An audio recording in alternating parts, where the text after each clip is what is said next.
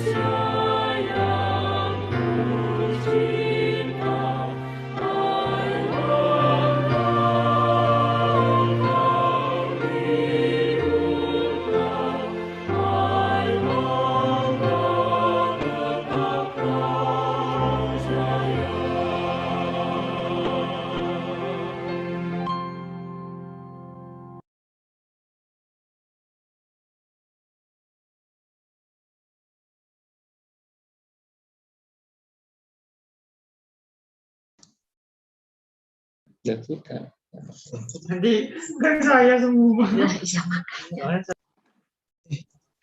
Before we start the first agenda, I'm going to read the ground rules for our conference today. First of all, the conference is being recorded and live streamed, so please stay muted until you call upon. Then don't forget to turn on your camera and use Zoom virtual background that has been shared by our crew. Also, don't forget to rename your Zoom account in the format name_institution.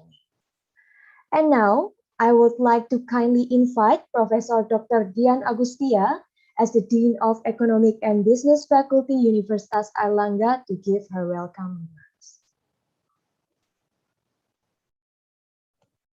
Okay, thank you, Aubrey. Bismillahirrahmanirrahim. Assalamualaikum warahmatullahi wabarakatuh. A very good morning to our honorable guests and all those who participate in today's conference. First, on behalf of the organizer, I would like to convey my sincerest gratitude to our honor speaker.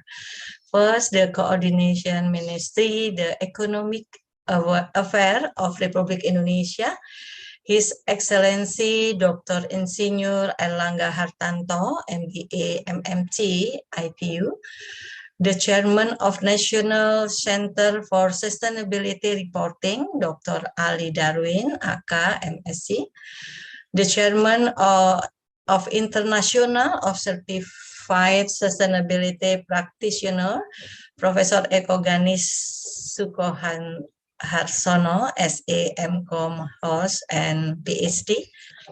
Professor Jeffrey Hales, Chair of SASB Board, University of Texas, Austin. Professor Moerman from University of Wollongong, Australia. Dr. Nadia Anridho, SAK, Sarjana Akuntan, MBA, PhD from Faculty of Economic and Business, Universitas Airlangga. The editor of Asian Journal of Accounting Research, Dr. Efrizal Abdul Wahab from Curtin University, Australia. Dr. Hairul Anwar Kamarudin from University of Wollongong, Dubai. Praise to be Allah God Almighty, who for His grace, the preparation for the International Conference on Sustainability runs smoothly. On behalf of the Sustainability Practitioner Conference Organizing Committee, we are delighted to welcome all presenters and participants to the 6th Sustainability Practitioner Conference 2021 with Grand Team SDGs on Corporate. What are the challenges and opportunity in new normal? The 6th Sustainability Practitioner Conference is a collaboration between the Faculty of Economic and Business Universitas Airlangga with the National Center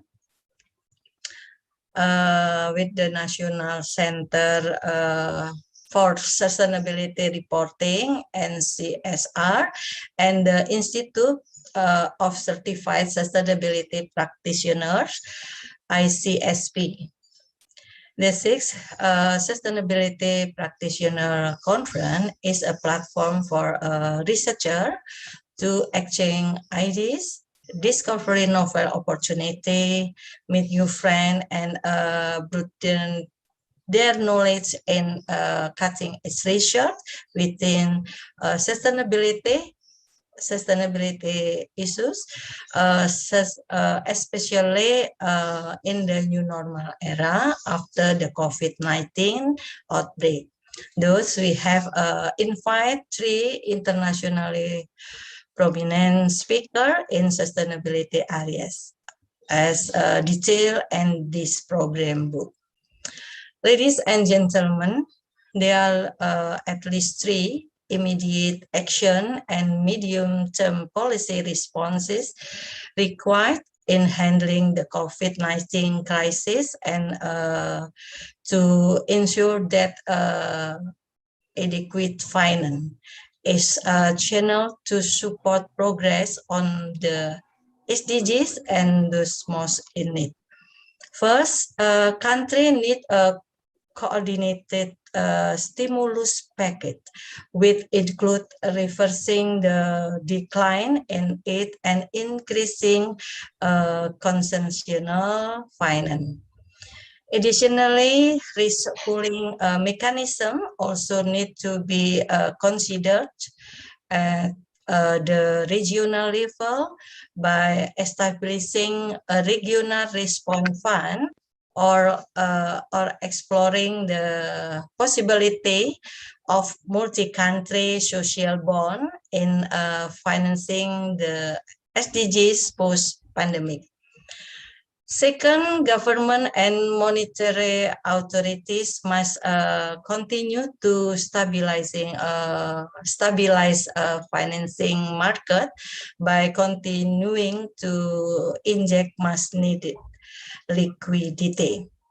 Furthermore, government must partner with a private financial institution to roll over debt to small, medium enterprise and individuals. Lastly, policy response must be about rebuilding better towards sustainable development in several aspects.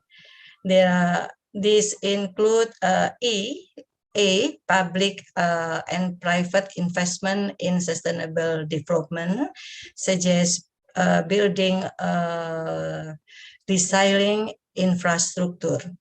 B, strengthening a social protection system. C, additional investment in crisis prevention, risk reduction and planning, and D, eliminating trade barriers and restriction that affects supply chain. Ladies and gentlemen, I would also like to thank all the author and participants of this conference, the NCSR, the ICSP, the program committee member, reviewer, and sponsors. Without their effort, the sixth Sustainability Practitioner Conference could not have been take place. I hope all of you have abundant opportunities to discuss this topic. I am confident that we, individually and collectively, will gain a valuable lesson. I hope your discussion will be both productive and enjoyable. Thank you. Wassalamualaikum warahmatullahi wabarakatuh.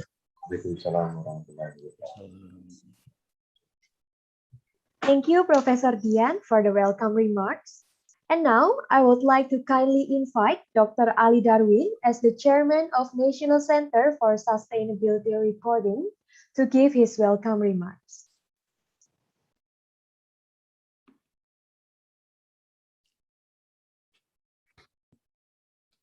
Bismillahirrahmanirrahim.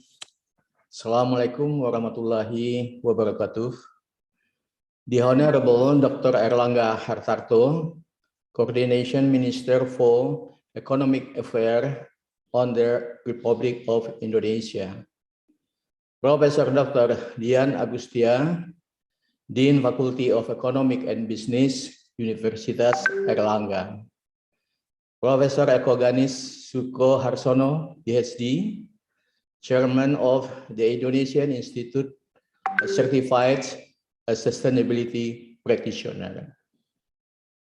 Distinguished speakers and moderators, ladies and gentlemen, good morning. I am delighted to welcome all participants to this sixth Sustainability Practitioner Conference. I saw some attendees from overseas, Singapore, Malaysia, Bangladesh, the Philippines, and others.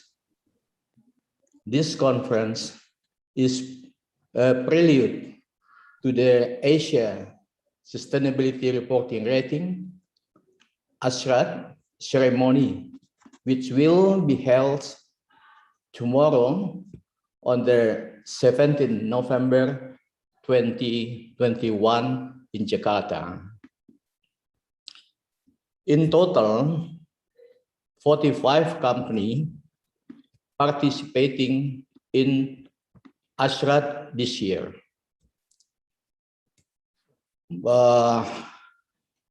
And including 3 companies from overseas. The objective of ASRAD actually is to increase the quality of sustainability reporting to meet with GRI standard. The annual ASRAD event has been organized by NCSR for the last 17 years.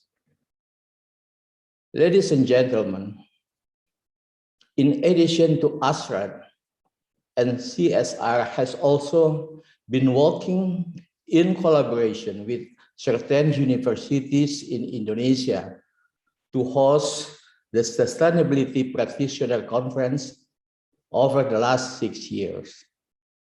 This is an international conference that was created in order to digest sustainability issues. It is therefore one of the notable actions of sustainability that is conducted by academia. We have to recognize that we still need much greater collaboration between business, government, and academia in addressing sustainability issues. In this regard, let's welcome the good news from Glasgow, Scotland. After 2 weeks of talk, the government leaders from almost 200 countries, including Indonesia, have finally agreed to ramp up their carbon cutting commitment, phase out some fossil fuel, and increase aid to poor countries on the front line of climate change.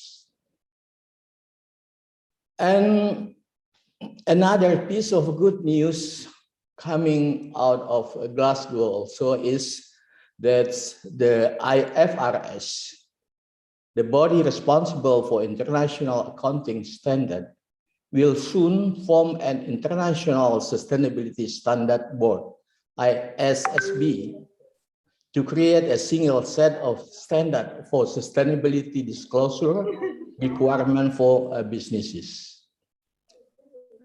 Ladies and gentlemen, the COVID-19 pandemic has reminded us of the vital part of that academia has to play in tackling society's greatest challenges. Higher education institutions have the capacity for finding and offering solutions to the challenges facing global society in this time of climate crisis. The demand for more education and awareness around subjects like sustainability management and reporting, sustainable finance, social responsibility, stakeholders engagement, social return on investment, and ESG keep growing exponentially. Higher education now has to equip more professionals for corporate sustainability department with the knowledge needed to meet the demand of the time. Ladies and gentlemen, I offer our thanks to Faculty of Economic and Business of Universitas Airlangga for hosting this conference.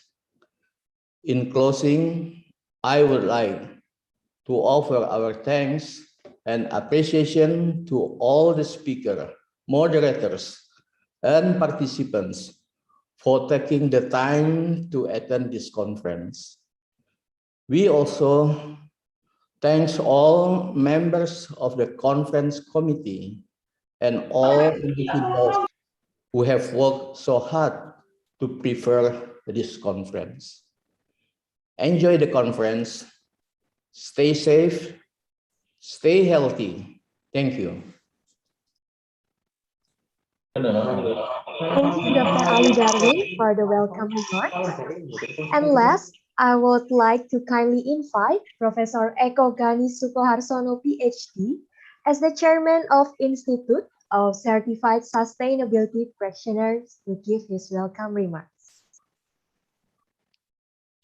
Okay, thank you, Ms. Audrey. Assalamualaikum warahmatullahi wabarakatuh. And very good morning to everyone. His Excellency Dr. Airlangga Hartarto, the Coordination Minister of Economic Affairs, and our Honorable Deans of Faculty of Economics and Business, Universitas Airlangga, Professor Dian Agustia. Thank you and honor being with you, Ibu. I impressed with your welcoming speech. And our Honorable Director of NCSR, Dr. Ali Darwin. You are always our inspiring, us to move up and be good of sustainability, sure. And then also our honorable speakers, Professor Jeffrey Hales, the chair of Sustainability Accounting Standard Board, University of Texas, Austin, USA. And Professor Lee Moerman, University of Wollongong, Australia. And Nadia Anridho, PhD of Universitas Airlangga.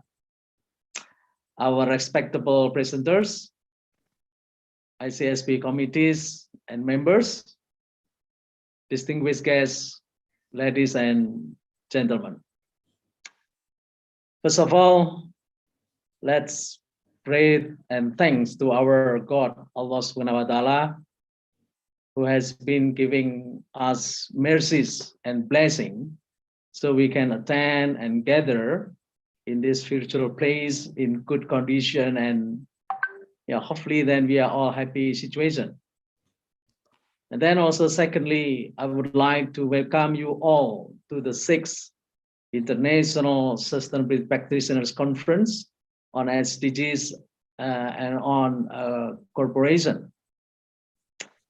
And I also would like to just flashback to the Sustainability Practitioners Conference for the remembrance, because we are now in the 6th conference. It was the first, it was in Malang, 2016, and collaborated with University of Brawijaya.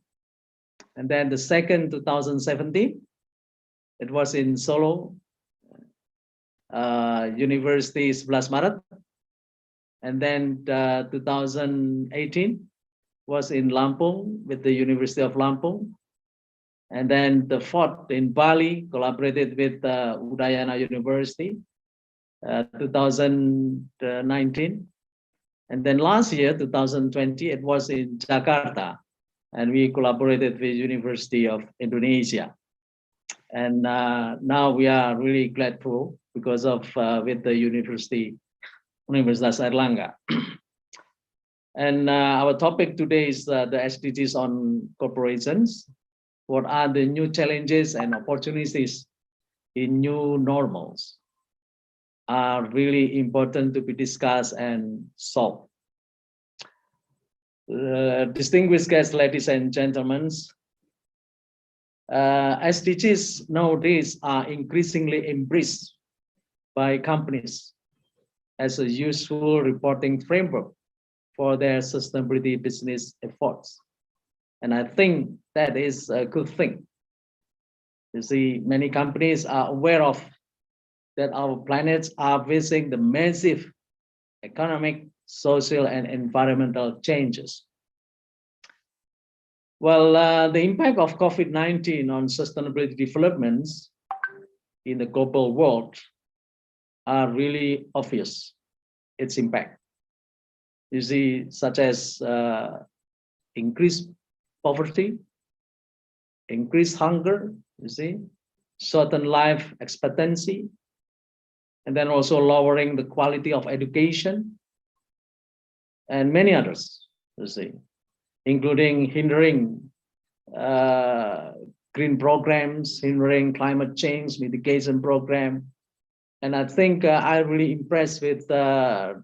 Ali Darwin just mentioned about the Glasgow conference, in the University of Glasgow, just the beginning of this month.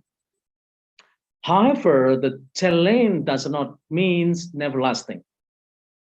You see, then some possible opportunities could be used to overcome the impact of the COVID-19.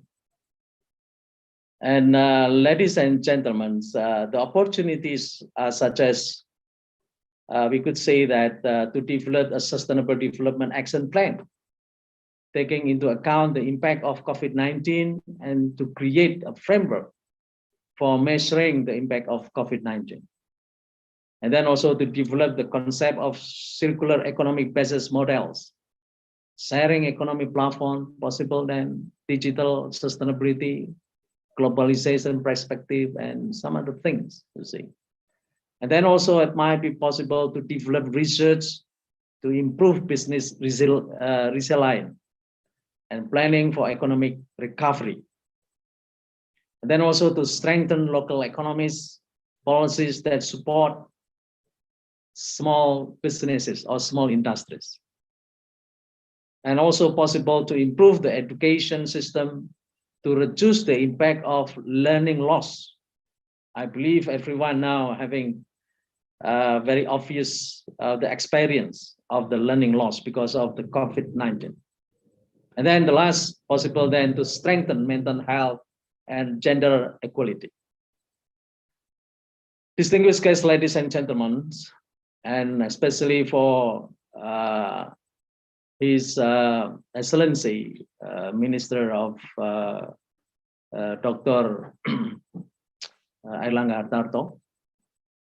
As we are all aware, the problems we are currently facing is so complex and huge.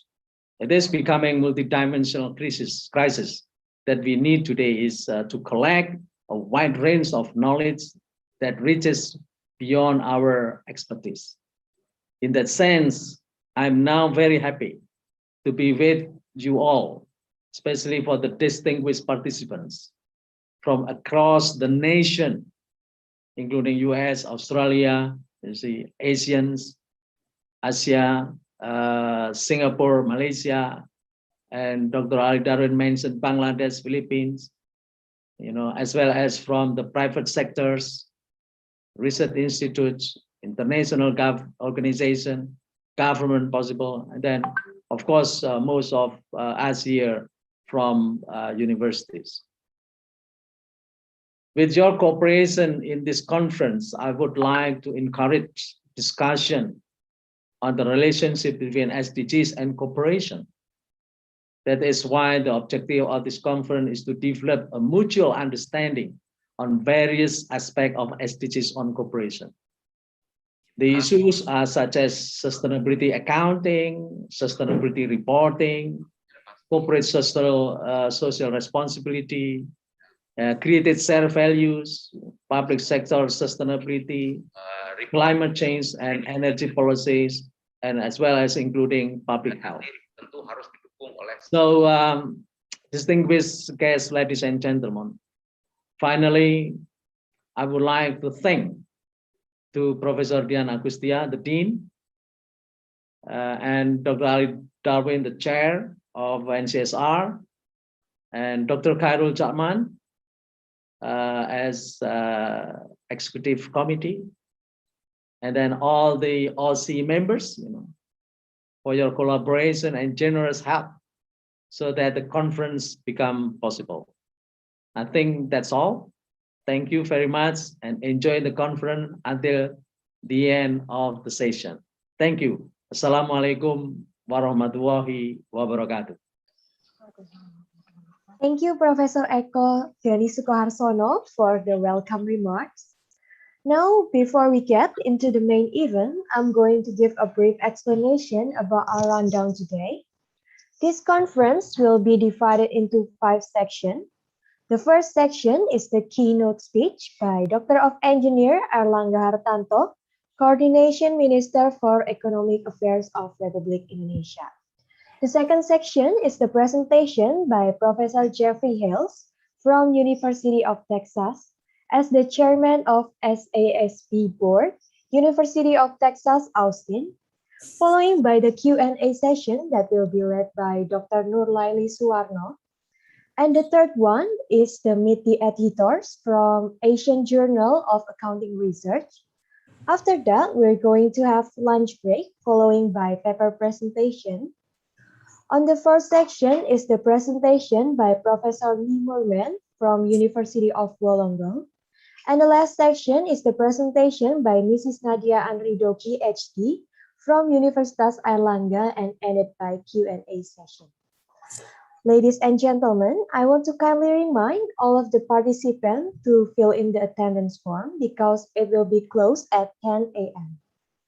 Now I'm going to read the rules for our conference today. Maybe our crew can help to share the screen.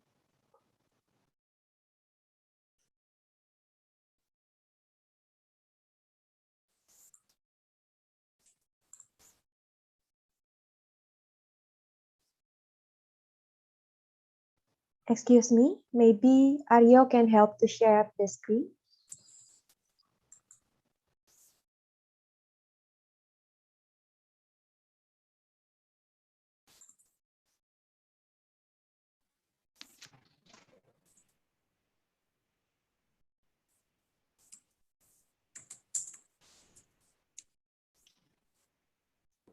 Okay, I'm going to read our rules for the conference today. First of all, the conference is being recorded and live streamed. So please stay muted until you call upon.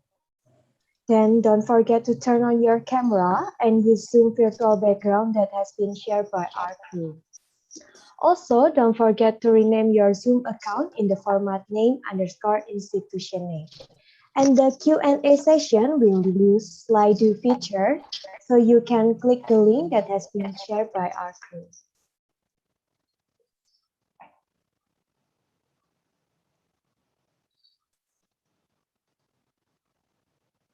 Now, ladies and gentlemen, we will get into the first section of this conference, keynote speech by His Excellency Doctor of Engineer Airlangga Hartarto, Coordination Minister for Economic Affairs of Republik Indonesia. But before that, let me present briefly the curriculum vitae of His Excellency Doctor of Engineer Airlangga Hartarto, Coordination Minister for Economic Affairs of Republik Indonesia.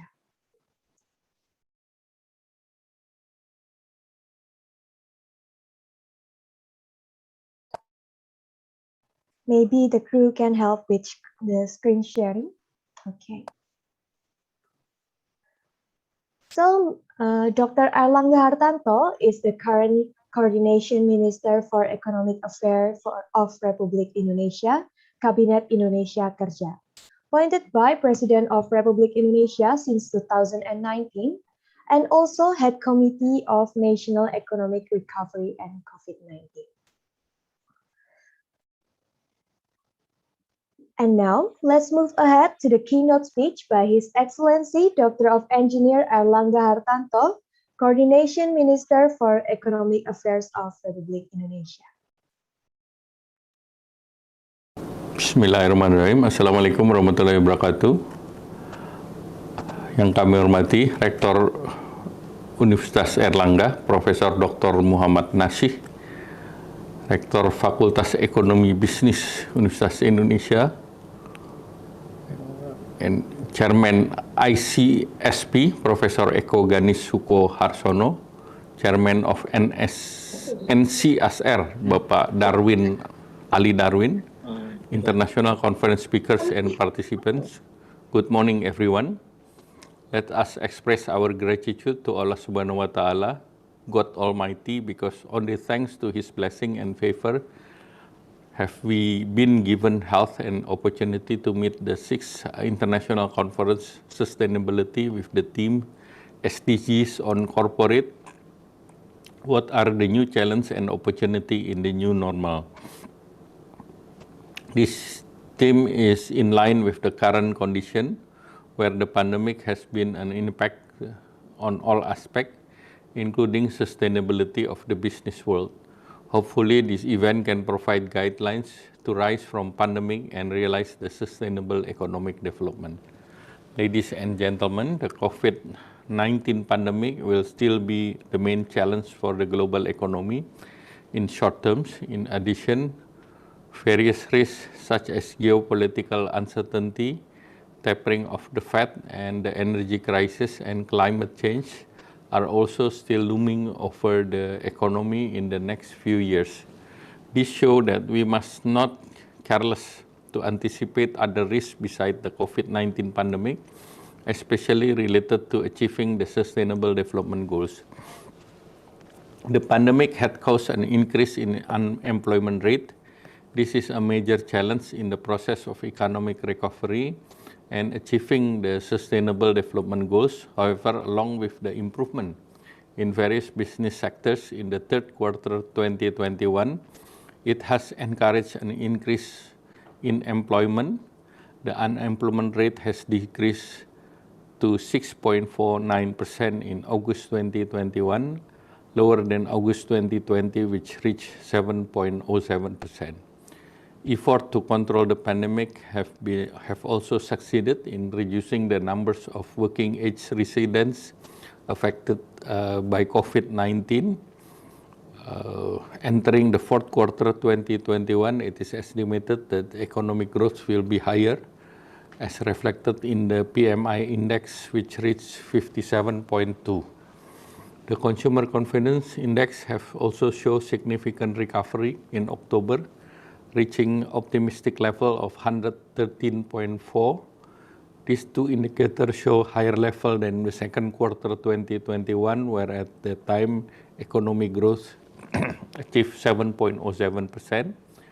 In a broader sense, an easing of the PPKM policy along with the decline of daily COVID-19, this will increase the economic growth on year to around 3.7 to 4%. Ladies and gentlemen, the government continue to committed implementing sustainable development as regulated in 2020 and 2024 National Midterm Development Plan, where sustainable development has been determined as one of the important aspects to provide access to equitable and inclusive development, as well as the collecting environment. Currently, the government has also prioritized sectors that is prioritize sustainable aspect of part of economic recovery. Green economy as one of the main strategy for economic transformation in the medium and long terms.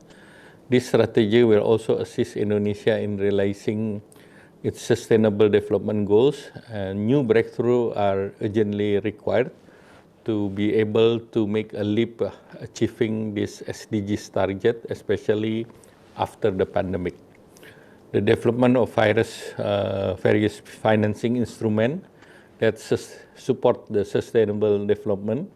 The financing instrument that are encouraged but not limited to state budget financing only, but through alternative instruments such as blended finance to strengthen financing scheme by accommodating funds from international donors.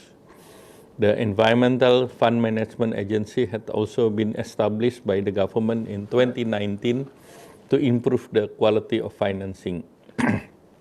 We currently have law number 11/2020 concerning job creation, which enhance various cross-sectoral laws, especially the environment and forestry. In the amended law are Law 32/2009 on environment protection and management, Law 41/99 on forestry, and Law 18/2013 on prevention and eradication of forest destruction. The main purpose of this regulation is to create an easy business ecosystem without compromising the standard and value safety, security, and environment sustainability. Ladies and gentlemen, the government cannot work alone to realize the SDGs, but it requires collective effort from all stakeholders, including the private sectors. For private sector, environment, social governance practice must be applied in all business activities. Companies should strengthen their risk management in order to survive in the future. The pandemic situation is very valuable lesson. There will be many losses that must be borne in this if this ESG principle is not implemented. In addition, ESG has also proven to have positive impact on company performance. The social component in ESG principle is a key to achieve social sustainability. Lack of social development, including poverty, inequality, and the weak rule of law, can hamper business operation and growth, and the company is expected to perform due diligence to achieve social sustainability. This step might unlock the new market, help retain and attract business partners, or as a source of innovation for new product or service lines.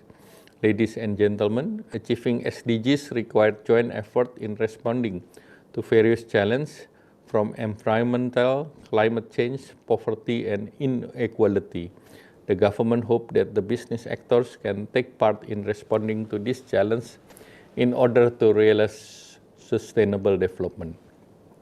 At this time, government will continue to carry out commitment to implement sustainable development. We will use the current pandemic condition as momentum to continue the plan to implement various economic recovery policy that will take into account the sustainability aspect. Thank you very much. Thank you, Dr. of Engineer Airlangga Hartarto, Coordination Minister for Economic Affairs of Republic Indonesia, for such an insightful speech.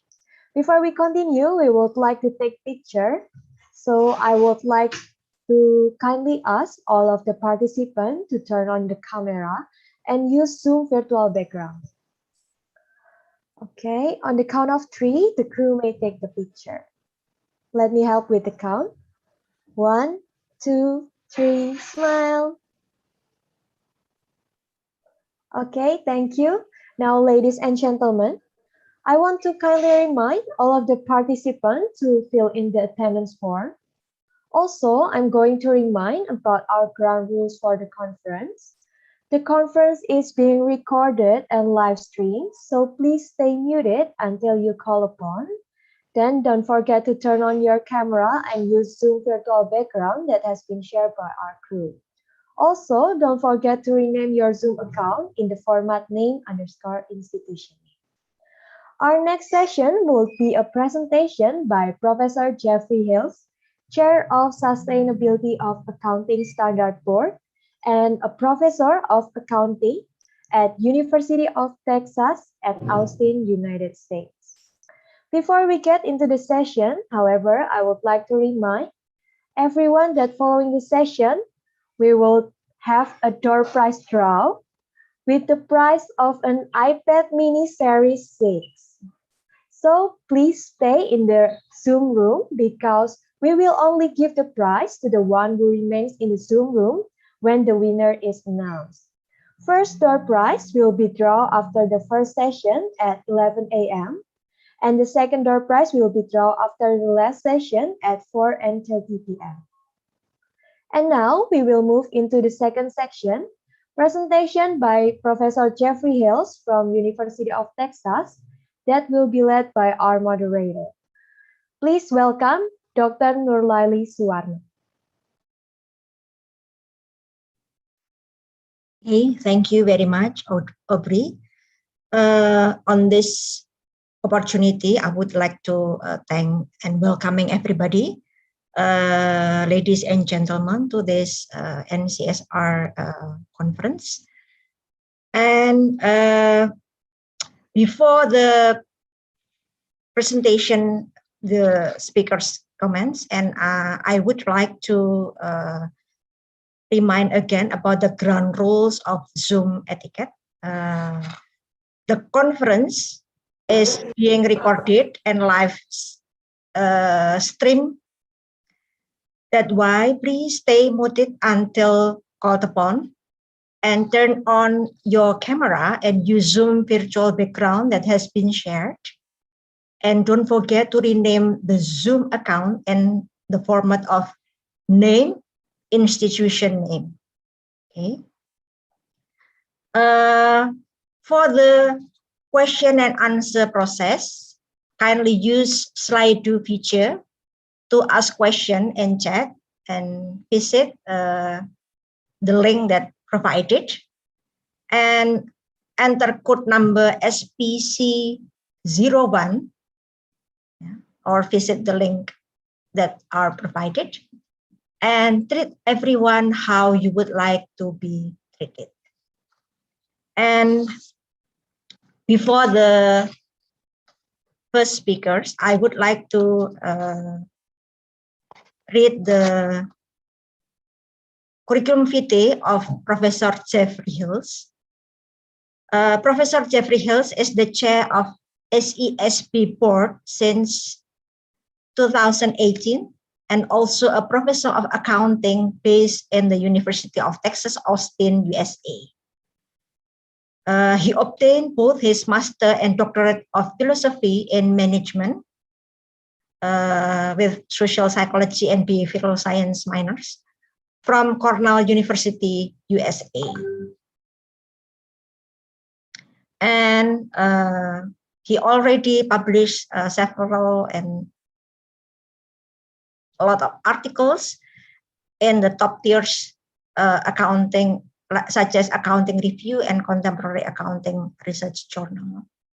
And also has the award in 2017, Seller Undergraduate Elective Professor of the Year from Georgia Institute of Technology.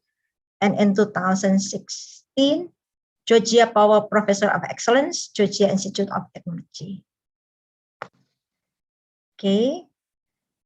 I would like also to remind all of the attendants that we will have the lucky draw or door prize with the price of iPad mini series, I think 6, yeah, the newest one. And it will be drawn at 11 o'clock, so be ready, and don't forget to visit the link that you must record it and put your name in there, otherwise you will not be included in the lucky draw session 1. Okay, yeah. So don't forget that at 11 o'clock we will have the lucky draw. Okay, and I don't know, is it Professor Jeffrey already in the room? Professor Jeffrey Hales, is it already in the room? Hi, I'm here. Okay, okay. I'm very glad to introduce you to everybody, and you are such an outstanding speakers. And good morning, ladies and gentlemen. It's a great pleasure for me to introduce our speakers today, Professor Jeffrey Hales. Okay. And the topic of the speech today is about sustainability reporting, what it is and what to expect. So without further ado, please welcome Professor Jeffrey Hales, and I will hand it to you, the screen and time to Professor Jeffrey Hales. Great, thank you. Can you hear me okay? Yes, yes, loud and clear, sir. Oh, wonderful. And let me see if I can share my screen. How is that? Yes, yes. From this time until 10:45, I think we will welcome your presentation. Okay, wonderful, great. Well, let me start by saying thank you for the opportunity to be here and to speak to you today.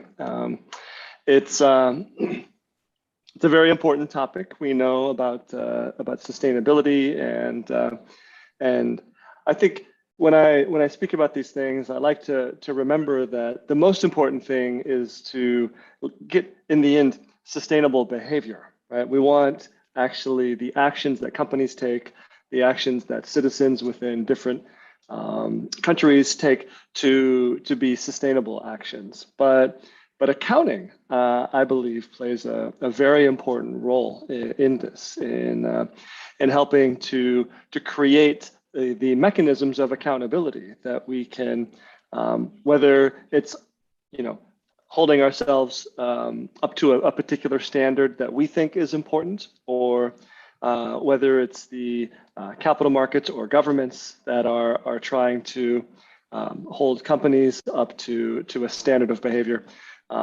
Accounting is central to all of that through this role of reporting. So what I wanted to do today was talk about the way I see sustainability reporting having evolved, and in particular thinking about the role that the Sasb standards can play as part of that, and then talk about really how things have evolved in the perspective that I've seen, and maybe talk about some of the things that are on the horizon, and what we can kind of expect going forward. So, and then of course I'm happy to answer questions as well. And so let me just start off a little bit by giving a little history, with respect to what the Sasb standards are really designed to do, and really the history here comes from this idea that there's been a push from companies to talk about the sustainability of their operations for a long time, but not necessarily in a way that leads to the needs of investors being met. And there's some prior research that suggests that, like, when you talk to companies and you ask them how good of a job are they doing in managing and reporting about the sustainability of their actions, companies are quite confident to talk about how sustainable, how good they're doing in talking about the sustainability of their companies. But when you ask investors, historically, there's been a much lower satisfaction there. And I think that this is, really partly because the ways in which investors digest information is different than the ways that companies were thinking about communicating sustainability information in the past. And so there's been a bit of a disconnect. And so the Sasb standards were designed to try to help facilitate communication between companies and capital markets. And so we think about 6 main principles here for the Sasb standards. And I think of the first 3 as really being the goal, and the second 3 being kind of the way to get there. So the first 3 are thinking about communicating information that is likely to be connected to the financial performance of the company, having those topics that are financially material be communicated in a way that's decision useful for the investors to use that information, and then also be cost effective for companies to produce. So that's all kind of like, those first 3 are really like the goal that we're striving for in setting Sasb standards. And then the second 3 principles here, I think of as being the path by which we get there. So what's the path to get to financially material, decision useful, cost effective disclosures? It's, in our opinion, to focus on what is specific to different industries, because we want to relate to the types of activities that businesses are typically engaged in, the resources and dependencies that they have, the impacts that are there. And then we do research to get evidence about that. And then ultimately, look to the market to get feedback and want to have the whole process be a market-informed process. So when you think about that, like our focus on financial materiality, this is this idea that in going through the Sasb process of developing standards, we try to identify those environmental factors, social factors, and the governance over those factors that are reasonably likely to be to have a significant impact on a company's operations. So it could be the financial condition, could be operating performance, could be the way that the companies are valued in the capital markets. And the way that we look for evidence of that is we look for evidence that we can see investors interested in the topic, and we can make the connection to why they're interested. You know, it's that they are trying to do an assessment of the value of the company, and they see management of these environmental or social issues as being crucial to that company's ability to operate well going forward.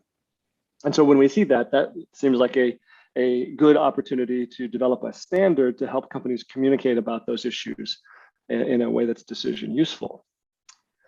So at a high level, we think about really 5 buckets of sustainability, but you can think of this as being many different types of sustainability issues, not focusing only on climate or the environment or something like that, but really thinking quite broadly about this. So we think about, on the environmental side, greenhouse gas emissions, like what's the impact that a company's having by producing greenhouse gases. That's one thing that could be an issue for a company, but it could even be other types of emissions, of course, air quality, water, wastewater management, hazardous waste. All these are potentially important impacts that a company's operations could be having, thinking about ecological impacts, so many things there. But there are people as well, and so the issues around people could be, we divide them into 2 buckets with respect to like more the inward facing or the outward facing. So the inward facing would be thinking about the employees within a company, so the human capital. Every company has employees, but what do we ask of those employees? If you're a mining company, you ask them to engage sometimes in some very dangerous types of activities. And so we worry about employee health and safety in those circumstances. Other times we're worried about their ability to collectively bargain to get fair wages, for example. So there are human capital issues, and they vary depending on what the issue might be. And social capital would be more outwardly facing aspects of people. So we're thinking about their customer welfare, or their customer privacy, data security for the data that they transfer to the company on their behalf, and or thinking about maybe the human rights issues or community relations when a company has significant operations, and so a fairly large footprint in a particular community. What impact does that have, and how do they manage that relationship with the local community? So there are a lot of different ways you could think about the impacts that a company has, or the capitals that they rely on, and that are maybe to a degree outside the control of the company, and yet are crucial to the company's ability to maintain its ability to create value going forward. So we think of these 26 issues, but we don't identify them for all companies necessarily. We kind of think then about, well, what are the different types of industries that are out there? And for that, we actually look to 77 different industries across 11 sectors. And this allows us to start to think about particular business activities. What does a company do in a given industry? What are the impacts they're likely to have? What are the dependencies that are there for the resources that they rely on? And it's going to be quite different for a services firm, whether it's a hotels company or an educational company, versus if you're talking about an extractive sector, a coal operator or an oil and gas company. Very different types of business activities, and so very different types of sustainability issues. So when you take the 26 issues and you cross them with 77 different industries, then you get essentially a heat map of the likely issues that could be the most important ones that we might think that, or at least the starting point for where investors would probably think these are likely topics for companies to be able to communicate about and to manage well, to explain their strategy around the ways in which they manage these issues. And so What's not so important here are the any of the words, but because you have on the the vertical axis going up and down on the left, you have the 26 different issues, and at the top you have the 77 different industries. Actually, it's more just a snippet of the sectors. But what you can see, though, by the different shading is that there is no issue that really shows up as equally prominent across all different industries. It just kind of depends on what the company's activities are that are typical for a given industry. And you can see that in these different industries, well, it just kind of depends. The sustainability profile varies as you move from one sector to another. But the one in red here is the extractive sector, where you get, for example, on the right side of this, you get the oil and gas value chain. And so you can see that exploration, production, midstream, and refining and marketing, they face many of the same types of issues because they're so closely related, but there is some distinction there. And then when you get to like an oil and gas services company, it's again, related.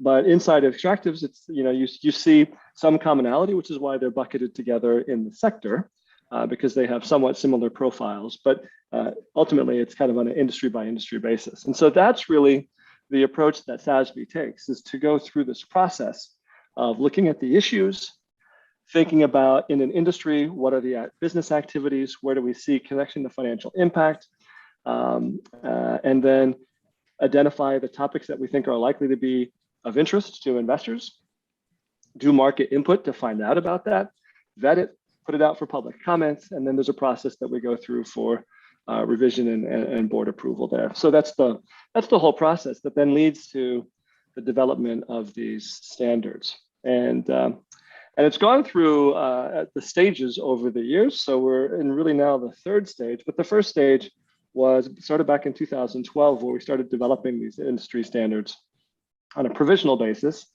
And then we did that sector by sector. And then we went through a process of going back through those standards, engaging with the marketplace for a number of years, had a standards board put forth an agenda of proposed changes to those standards, and then ultimately put them out for public comment before making the final revisions to those standards and launching them in 2018, in November of 2018. So the whole process took about 6 years or so, but that was what it took to put together the 77 original industry standards. And where we are now and I'll talk about some very recent updates, because with the mergers, there's been a lot happening in the reporting space recently. So I'll talk about that in a little bit. But basically from the Sasb Standards Board, where we've been for the last many months now, is going through a process of just working on project by project, looking at our standards, listening to the marketplace, thinking of opportunities to improve a standard. If we hear from companies, for example, that they are interpreting the words in different ways, potentially we can help to resolve that in a way that would lead companies to then produce reports that are more similar. Or we might engage with industry working groups where we hear that there's an initiative to develop better information. For example, around with the mining company, we did this with mining companies. We heard that there was an initiative to improve the reporting around how companies manage tailings facilities, where very hazardous waste related to the mining activities gets stored in these tailing ponds. And so that's an important issue. There have been some very significant disasters that have related to tailings facilities failures.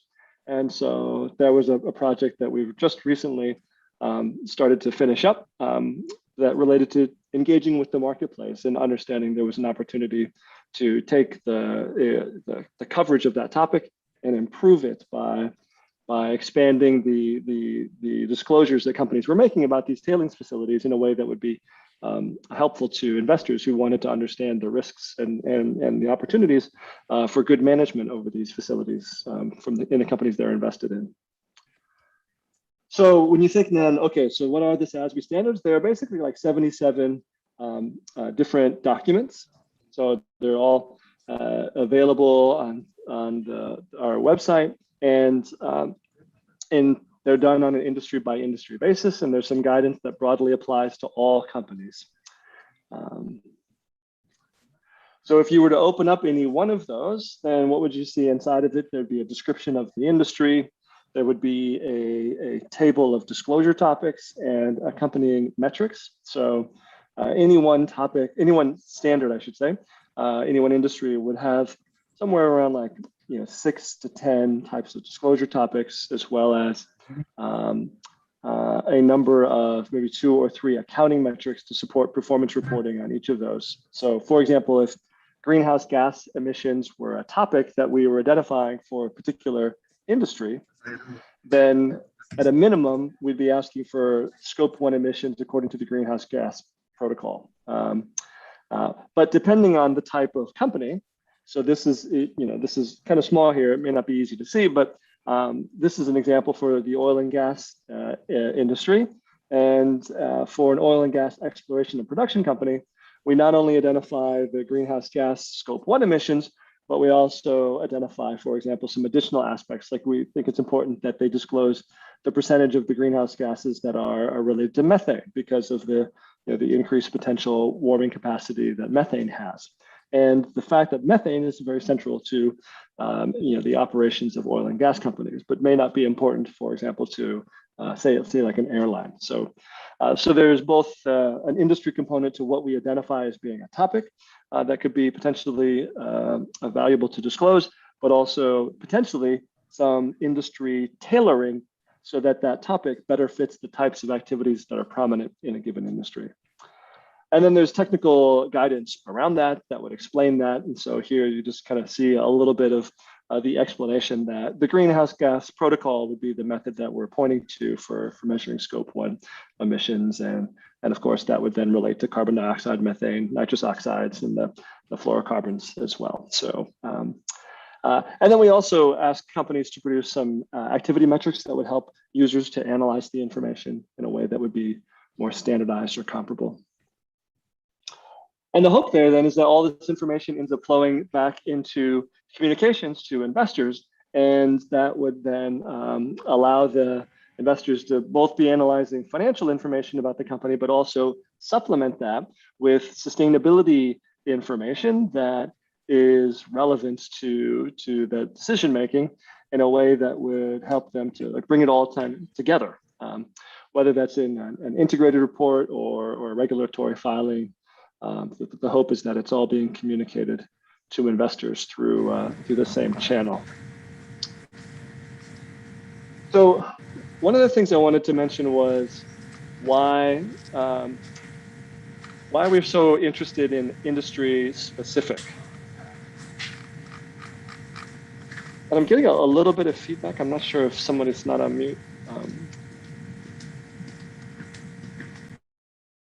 There we go. Thank you.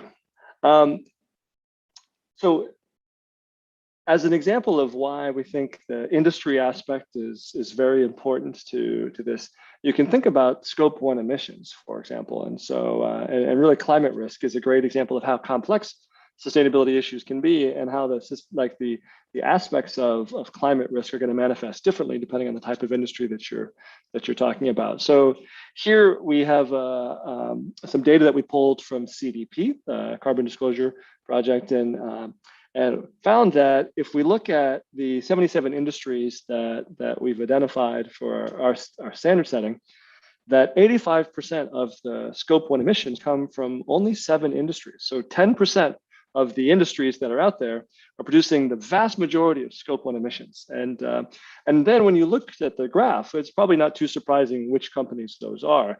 They're the power producers. They're the oil and gas companies. It's the producing construction materials, like concrete produces a lot of greenhouse warming gases, carbon dioxide. Iron and steel producers, airlines, chemicals companies, and also metals and mining. So one thing that then is important to realize is that, while every company can contribute to reducing their own scope 1 emissions, the reality is also that we could get 90% of the companies out there to completely eliminate their scope 1 emissions, all the way down to 0, 90% of them, but we might only be tackling then 15% of the issue. And so it's so important, not to say that it is important for every company to think about these issues, but it's so important that we also tackle the biggest problems in the right spots. And that's an important thing.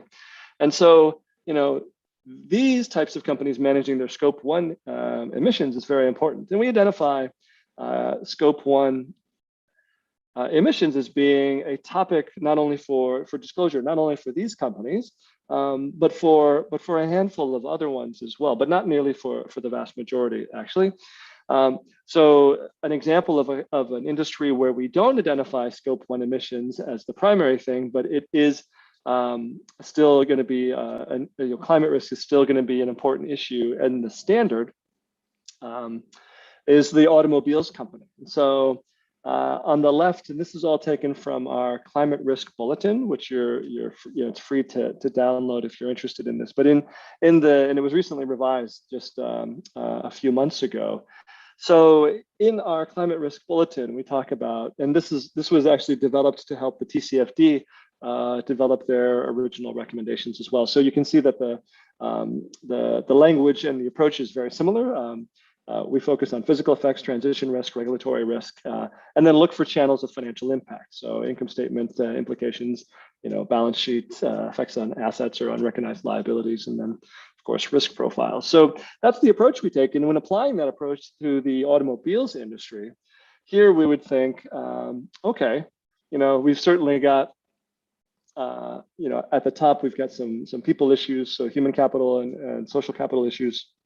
At the bottom we have a number of environmental types of issues, but the one that most closely relates to climate risk is thinking about the fuel economy and the use phase emissions of automobiles companies. And so the point here is to say that an automobile manufacturer will produce emissions, scope 1 emissions, as part of producing vehicles, but they're not one of the primary contributors to scope 1.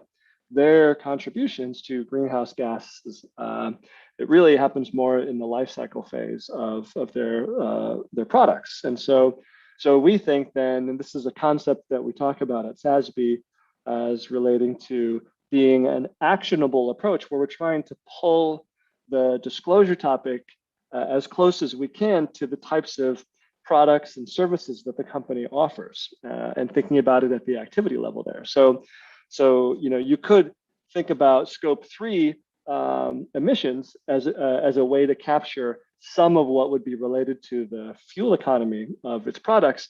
But we think, and that may be a useful thing for companies to report and for investors to look at, but we're particularly interested in having them think directly about like the actual fuel economy of the types of vehicles they sell, and like what percentage of those vehicles are zero emission or hybrid or electric, and then talking about the strategy there and how it relates to where they sell vehicles around the world.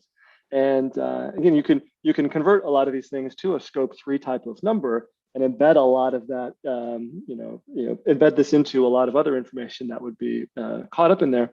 But this is one of the things that we think is kind of key, because it in our opinion, like relates to the way that the companies likely be managed right now inside of inside the company, thinking about what their plans are, thinking about how they allocate capital, think about the performance targets that they set for their employees. And so this is kind of a key topic. And and the type of issue, of course, is going to vary from one industry to another, but this is just an example of how something like climate risk could manifest itself on an industry by industry basis. But you can also think about this in other ways.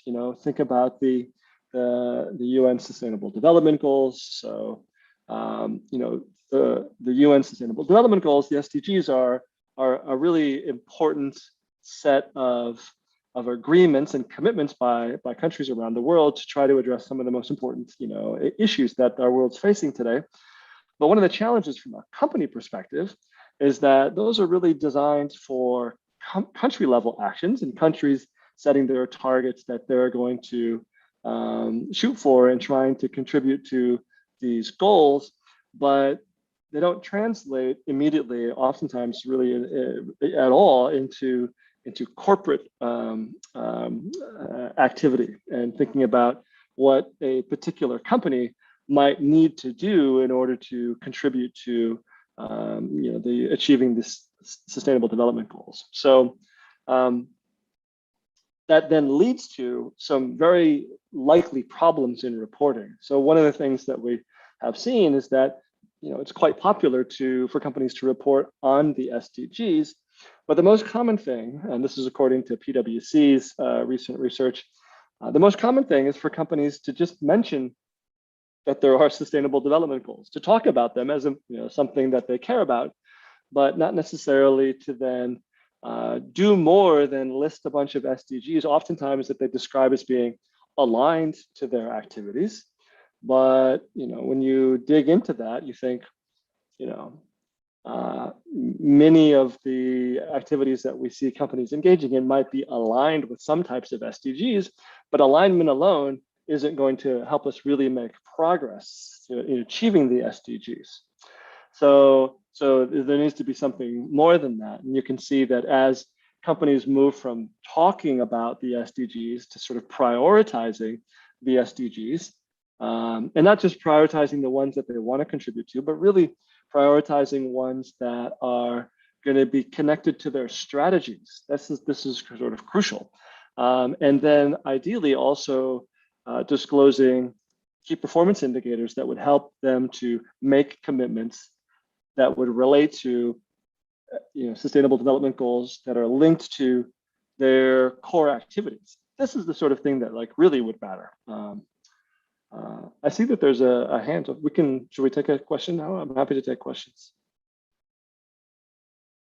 Okay, Professor Jeffrey, there is 2 questions right now in Slido from Mr. Vishnu.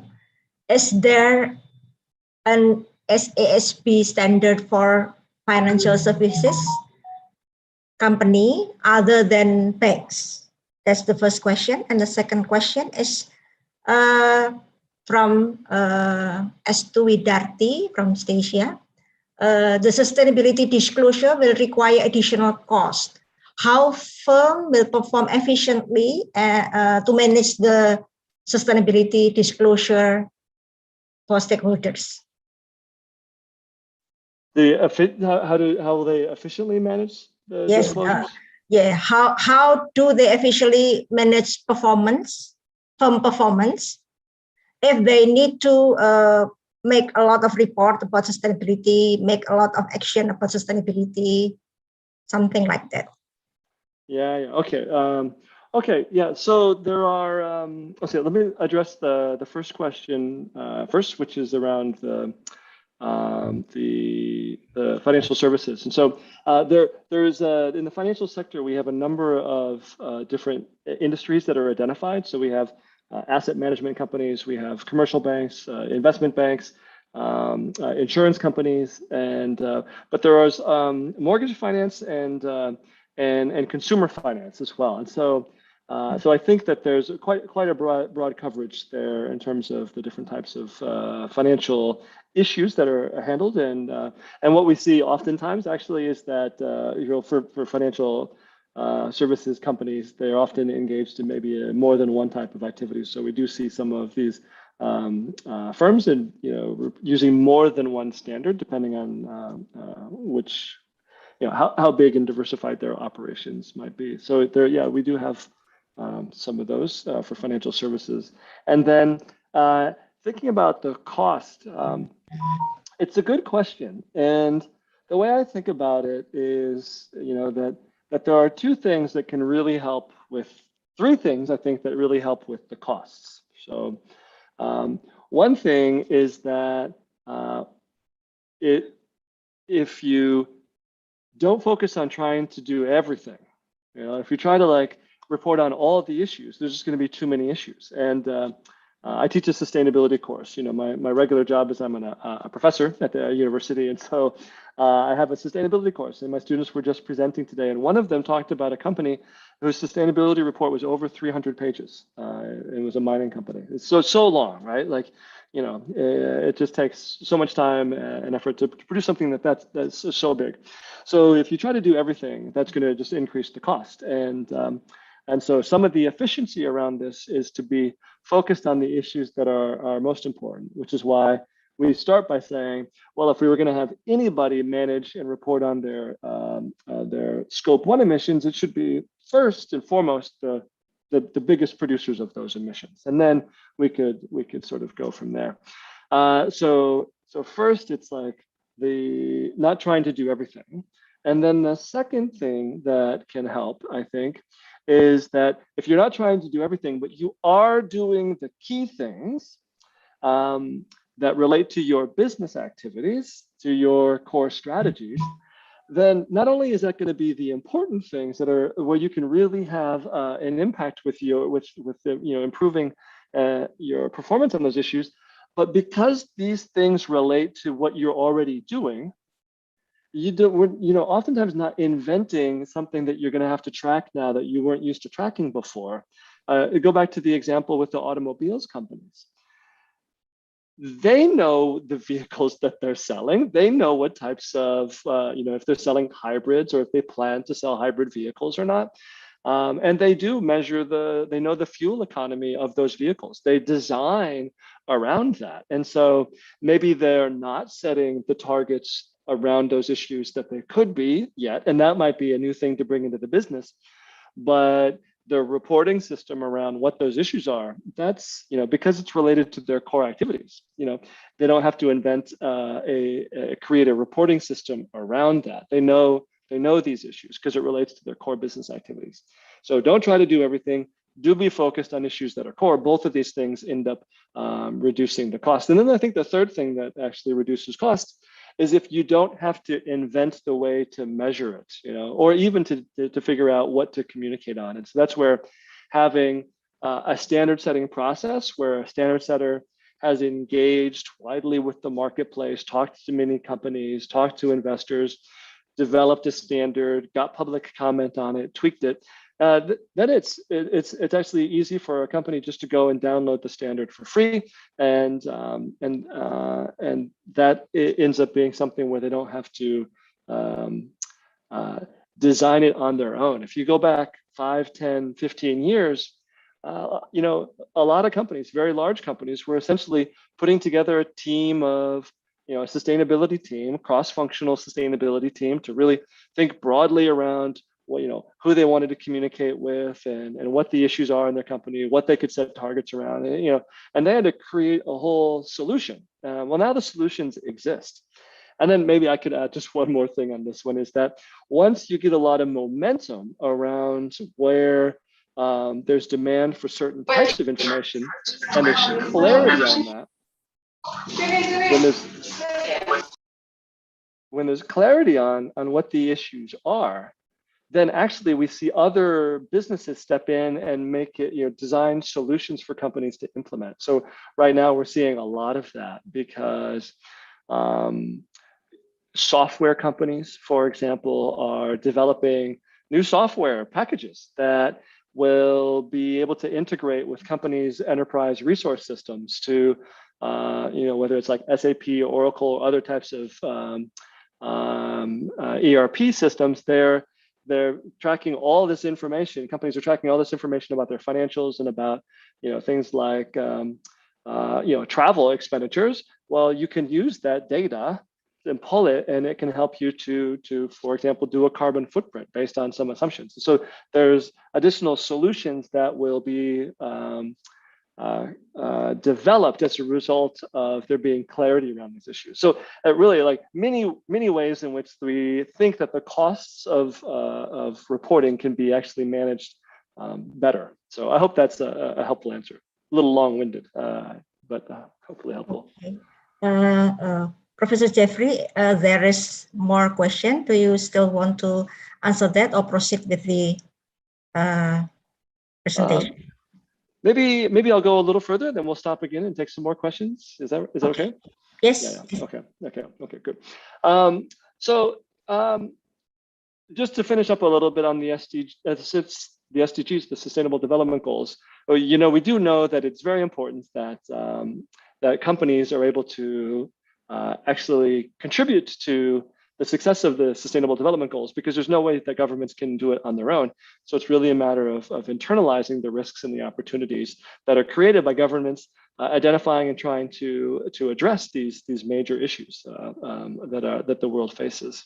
And so we've done some work on this, and it's for people who are interested, they can look to the Sasb industry guide on the Sustainable Development Goals. But we basically see that 98% of the things that are identified in our standards do map to some sort of SDG type of topic. So these are likely to be issues that can have some implications for achieving the Sustainable Development Goals. And when you think of the other direction, about 2/3 of the SDGs do map to something in a Sasb industry topic, right? One way to think of this is that if there's a real effort around the world to address a problem, that's going to create some shape for government, for businesses to actually, for at least some businesses to think about managing that issue. But at the end of the day, there won't necessarily be a business solution to every type of problem that the world faces. There's not always a market solution. Sometimes we need governments to just step in and say, this is the way that we think we need to address this issue, even if it's not cost effective for someone to try to make a profit from doing it. We just have to do it sometimes. So again, like if you're interested in this, there's this is just kind of a way to see across the 17 SDGs, how many targets are there in each of these goals, and what percentage of them actually map to something in the Sasb standards. And the reason this is kind of nice is that you can then see that there are some types of SDGs. Some of the SDGs are ones where there's likely to be a very crucial role for a market solution, and we can say which industries those are likely to be most effective and most important for achieving those SDGs. And then we can see that others, not nearly so much. And so we see, for example, like, for goals 16 and 17, there's fewer maybe market opportunities there. Even for like gender equality, we see that that's one where it's probably more important for governments to act to try to address that than for an investment opportunity to really be the lever for change there. So, if you're interested in that, that's something that you can look to. But I wanted to spend a few minutes before we go back to the Q&A just to set up a bit of the trends that we're seeing right now. So this is a nice graph that shows how sustainability reporting has changed so dramatically in the last 30 years. But I like to think of this as like different phases. So in the early years, you had just the very large companies that were innovators and really out there for the first 10 years, a small set of the very large companies around the world.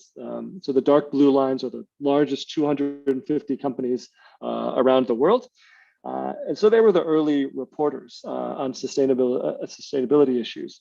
But then in the 2000s, from 2002 to really around 2010, 11, 12, around there, what you see is a major increase in the large companies, both the 250 largest companies in the world, as well as the N100. So this would be the largest 100 companies across just over 50 countries. So about 5,000 companies, but still quite large companies. You see them basically really almost becoming like almost a norm that everybody or nearly everybody's producing a sustainability report, and it's kind of leveled off from there. Not a ton of change in the last in the last 10 years in terms of increased numbers of companies, large companies anyway, doing this. But I think one of the things that's interesting is to think about what else has been changing over the last 10 years. And so this is some data that I pulled from an article in The Economist earlier this year, where they were looking at the S&P 500 and showing the different standards that get referenced in these sustainability reports. And so we see a pretty constant high and constant level of references to like the Global Reporting Initiative and to CDP. But then there's what we see where a lot of the change has been recently is like a increased references to TCFD and to Sasb disclosures. And I think that that's really an indication of how the capital markets finally really started to pay attention in the last 5 years or so. And so as a result, companies have started to trend towards reporting more to their investor communities. And that's certainly been true from Sasb's perspective. And so if you, this graph kind of shows the global use of Sasb standards and the number of total companies. And you know, when the standards were launched in 2018, they'd been in a provisional status for a few years, and not many companies were using them. So they launched in late 2018, and by the end of the year, 40 companies were using it. But very quickly, they became kind of, they got a lot of momentum from the capital markets, from investors, large institutional investors saying, this is very good, this information can meet our needs. And some very explicit calls from like BlackRock and State Street, the large institutional owners, pension funds, sovereign wealth funds around the world, saying that these are the standards that can help our data and decision-making needs. So asking the companies that they were invested in to report. And so we've seen a very large uptake. So, you know, in this year alone, we're close to now, and the year's not done yet, but you know, around 1,400 companies that have been using the Sasb standards in some, referring directly to some of these disclosures in their sustainability reports. And in terms of like where these companies are located, I would say you know, so more than half of them are outside of the US, but the US is the largest reporting base at the moment, but then many more probably still largely, I would say, Europe is probably number 2 for sure. And in terms of size, this is about 55% of the S&P Global 1200. So many of them are quite large firms, but they're definitely not all large firms. That we do see increasingly small and mid-cap companies that are also using the Sasb standards. And I think it's again because it's a fairly easy solution. You can pull it right off the shelf. Look at it, and there's going to be, when you open it up, you're going to see 7 to 10, something like that, topics. And we expect that for most companies, when they look at their industry standard, these are going to be topics that don't look surprising to them, that should relate to things that they think are going to matter for their company.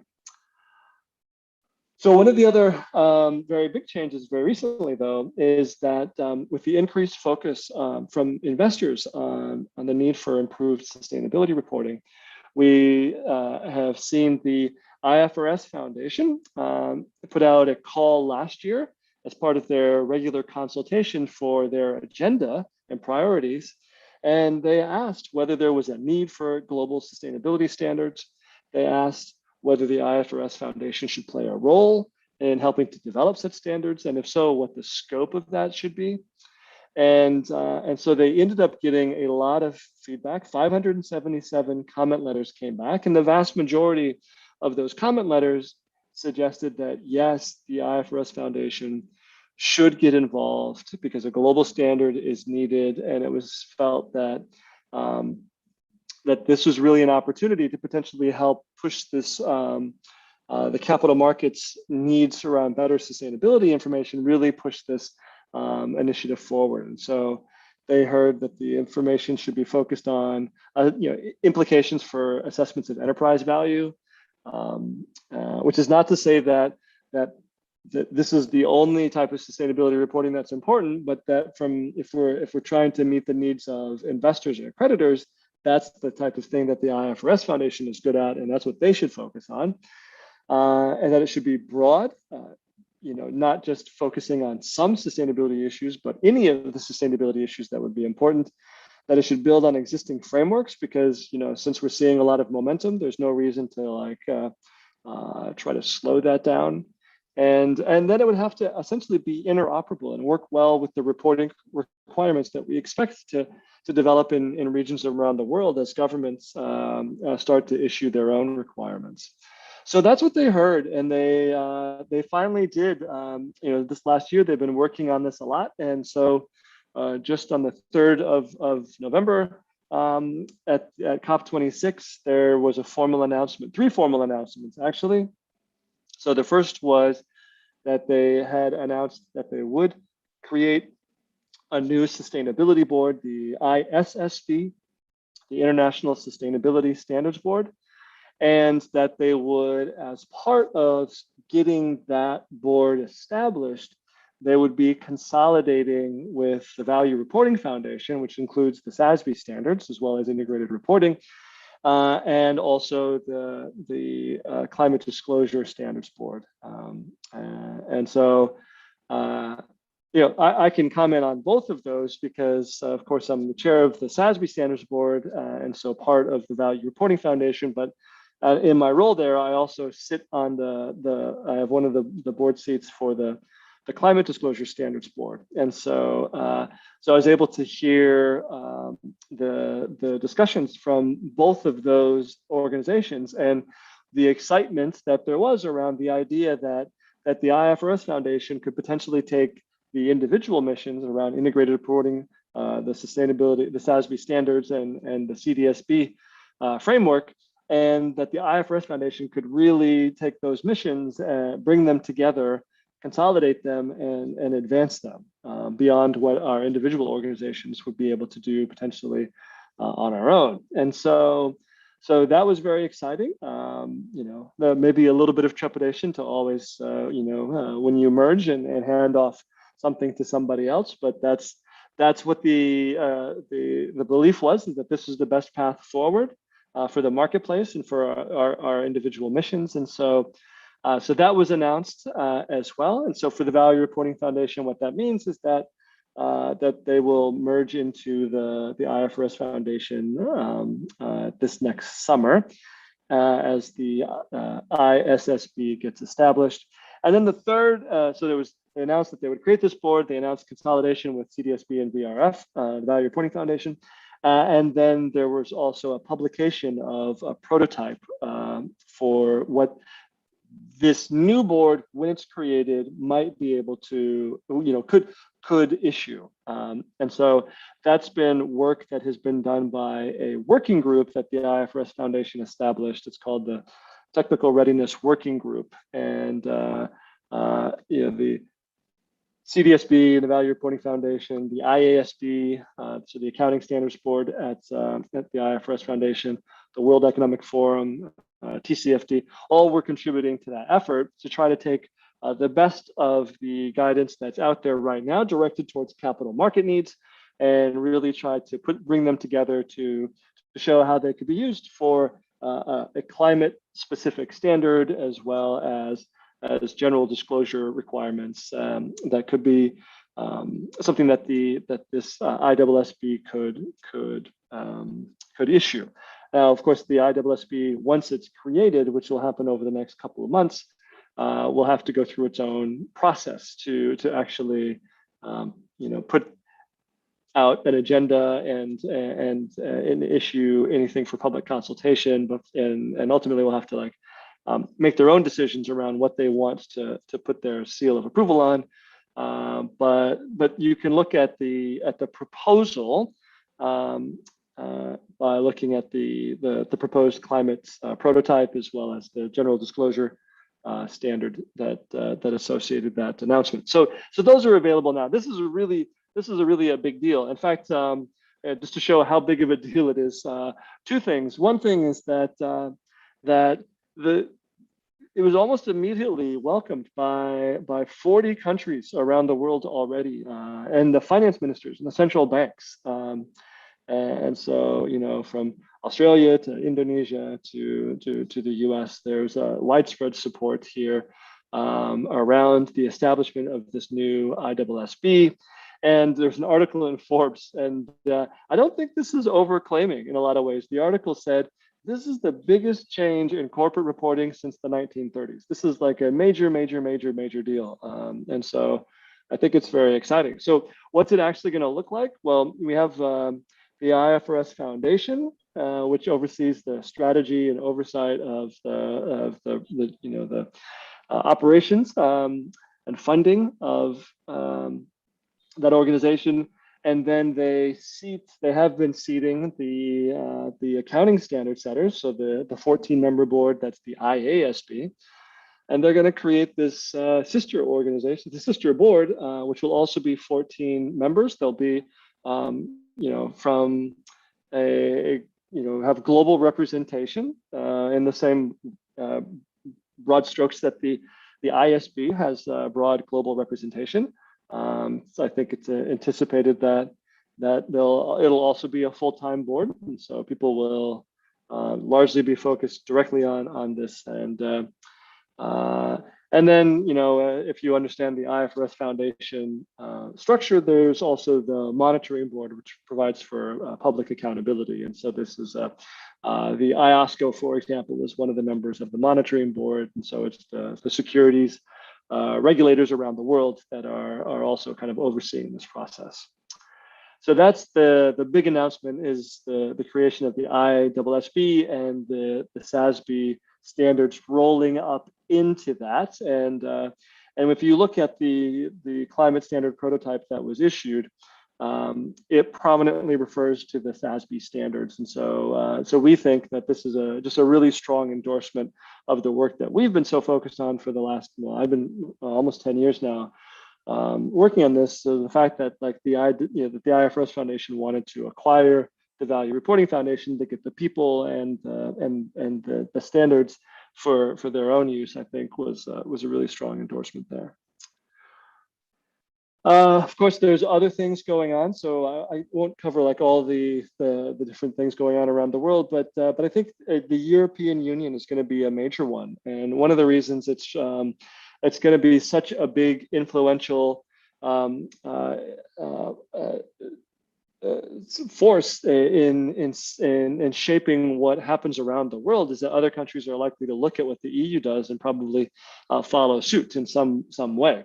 And so just quickly on this, it's taking the old non-financial reporting directive and turning it into the corporate sustainability reporting directive, the CSRD, and it's going to be much broader. Instead of covering around 10,000 companies, it's more like 50,000.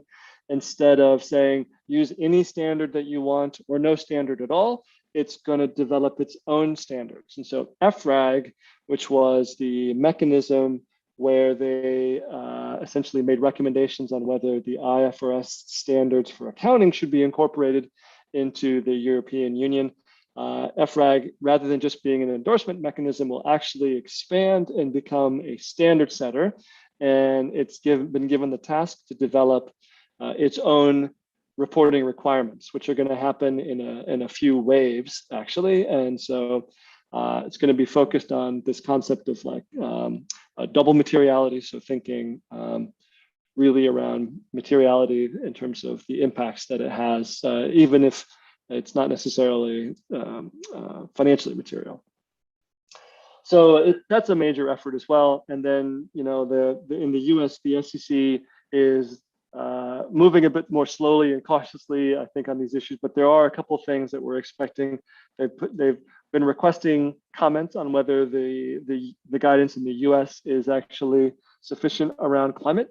And they heard a lot of public comments back saying no, it's not. And so we're expecting that the SEC will put out some new requirements in the next month or two before the end of the year to increase climate reporting for companies registered in the US. They're doing an examination of the extent to which the rules around fiduciary duty are being followed by brokers and investment advisors right now when they're offering advice related to sustainability investing.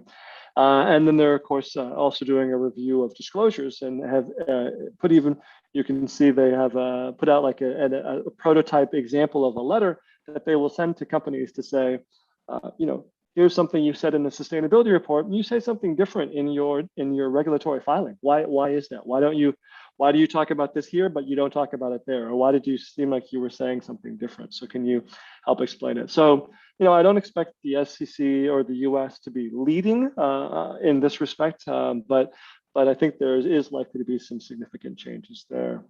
So yeah, I think I hope I didn't. Maybe I took all of the time. If I did, I apologize. But if there were any time, I'd be happy to address any other questions. But I'll leave it to you to decide. Okay, I think we still have time for Q&A. Maybe not all, but some. Like this is from Masina. I think she's a student from Universitas Airlangga in a doctoral program. Is SASB provide the accessibility on standard set data and methodology used by SASB for researchers who are willing to contribute to research with SASB? So is she looking for more data or? I think not only data, but on also the access for the standard, the data and the access, the standard. So the standards are all like freely can be downloaded. So they just have to go. So that's, but there is, you know, the Value Reporting Foundation now has been working quite closely with academics, and so they have a standard arrangement that you can sign in agreements and then potentially get like some access to you know, not just like the standards you can download, but sometimes it's not the easiest format that people might want to use if they want to like analyze some aspects of the standards. And so you can get, but we're happy to work with you. And so you can always send me an email. There's also there's a website where there's an email address, I think, where you can submit questions related to like academic use as well on our website. But I'm sure we can, if there's some specific information needs, then we'd be happy to try to like to meet those. Okay, so that's really good news for the all of the students who attend this conference. Okay, and then the other question is, are IFFS and SAS complementary or separate from each other? And what is the focus of SAS, financial information or environment? This is from Sri Ruwanti. Yeah, so for the SAS, maybe I don't understand what the SAS is. I'm not sure actually. SASB. They mean SASB. Yeah.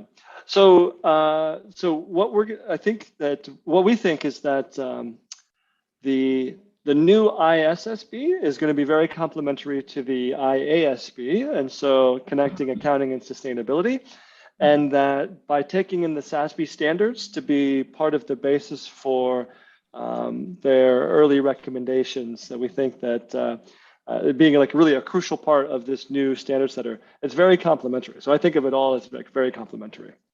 Is it in one report or a still separate report? So the new with ISSB. Yeah, with the ISSB, they haven't said yet what they would necessarily recommend for reports, but there's like a general disclosure guidance right now. And so one of the things that we think at the IFRS Foundation, they have a recent a project around management commentary. And so they had been actually working on that to try to take kind of like, you know, financial statements and expand some disclosures around that. And they specifically were mentioning sustainability information as part of that. But now that they're creating a new ISSB, then I think there's going to be a need for them to sort of pause for a moment and think about the connectivity with sustainability reporting there and this new board. But I think you can think of like management commentary being a very likely place where you could get both a discussion on financial issues as well as on sustainability issues. Okay. And we have time until this is almost 11, but we still have time. How does SASB encourage the application of standard in sustainability report to be in line with the regulation? And how does the SASB encourage the calculation of the contribution of the SDG in the sustainability report? Has SASB made the framework or calculation method? This is from Miftah Farid Widakda? Yeah, so that's a good question. So one of the things the standards do is, in addition to identifying a topic and a metric that would support performance reporting on it, there's something called the technical protocol, where we provide more detailed guidance around how it should be reported. And so that is the sort of thing that a company can build out a methodology to implement. It can put controls into place the same way it has controls over financial reporting. It can then have, if there's an internal audit team, the internal auditors can be looking at this as well. And then that's something that outside external assurance can be used to come in through a review or an examination and provide some additional feedback on that. In my experience, what I've seen, I think, is that when a company actually invests in hiring a CPA firm to come in and provide assurance over the disclosures, it tends to be a much more high quality report. It's designed well, it is complete, it's rigorous, and so that's sort of the best case. But that's, all we can really do is provide the guidance and then hope that we've identified the issues that are important so that companies want to get the disclosures right, because they know that investors are going to be relying on that information. Okay, and maybe one or two more questions. This is very interesting and very interesting. Yeah. As we know that the balance sheet and income statement cannot be prove its truth. Yeah. So the sustainability report is not true. Please, your comment. This is from Prof. Sarjono. How to make sure that the sustainability report and the accounting report is true? I think, at the end of the day, there just needs to be clear standards for what the disclosures are, and then there needs to be some type of assurance around it, controls and assurance around that. That's all we can really do. And then I think we see over time. I think this is why we need academic researchers as well, because at the end of the day, like as firms start to disclose more, then academic researchers can come in and they can examine those. Like how complete were the disclosures? How did it relate to then subsequent performance? Do we see, real improvements in the sustainability of these activities? Do we see subsequent financial performance also, being of higher, quality? These are the things that we can study. But this is what it will take, is assurance, but ultimately real data to show. Because I think in the end, if these are the right issues and the reporting is good, then it will lead to better decision making. That's ultimately what will be the proof. Yes. The assurance is very important, and also maybe what they really do to the people, to the society. I think it will prove itself. I think. Yeah, I think that's right. Okay. We still have 5 minutes. Could you take more questions? Sure. Yeah. Okay.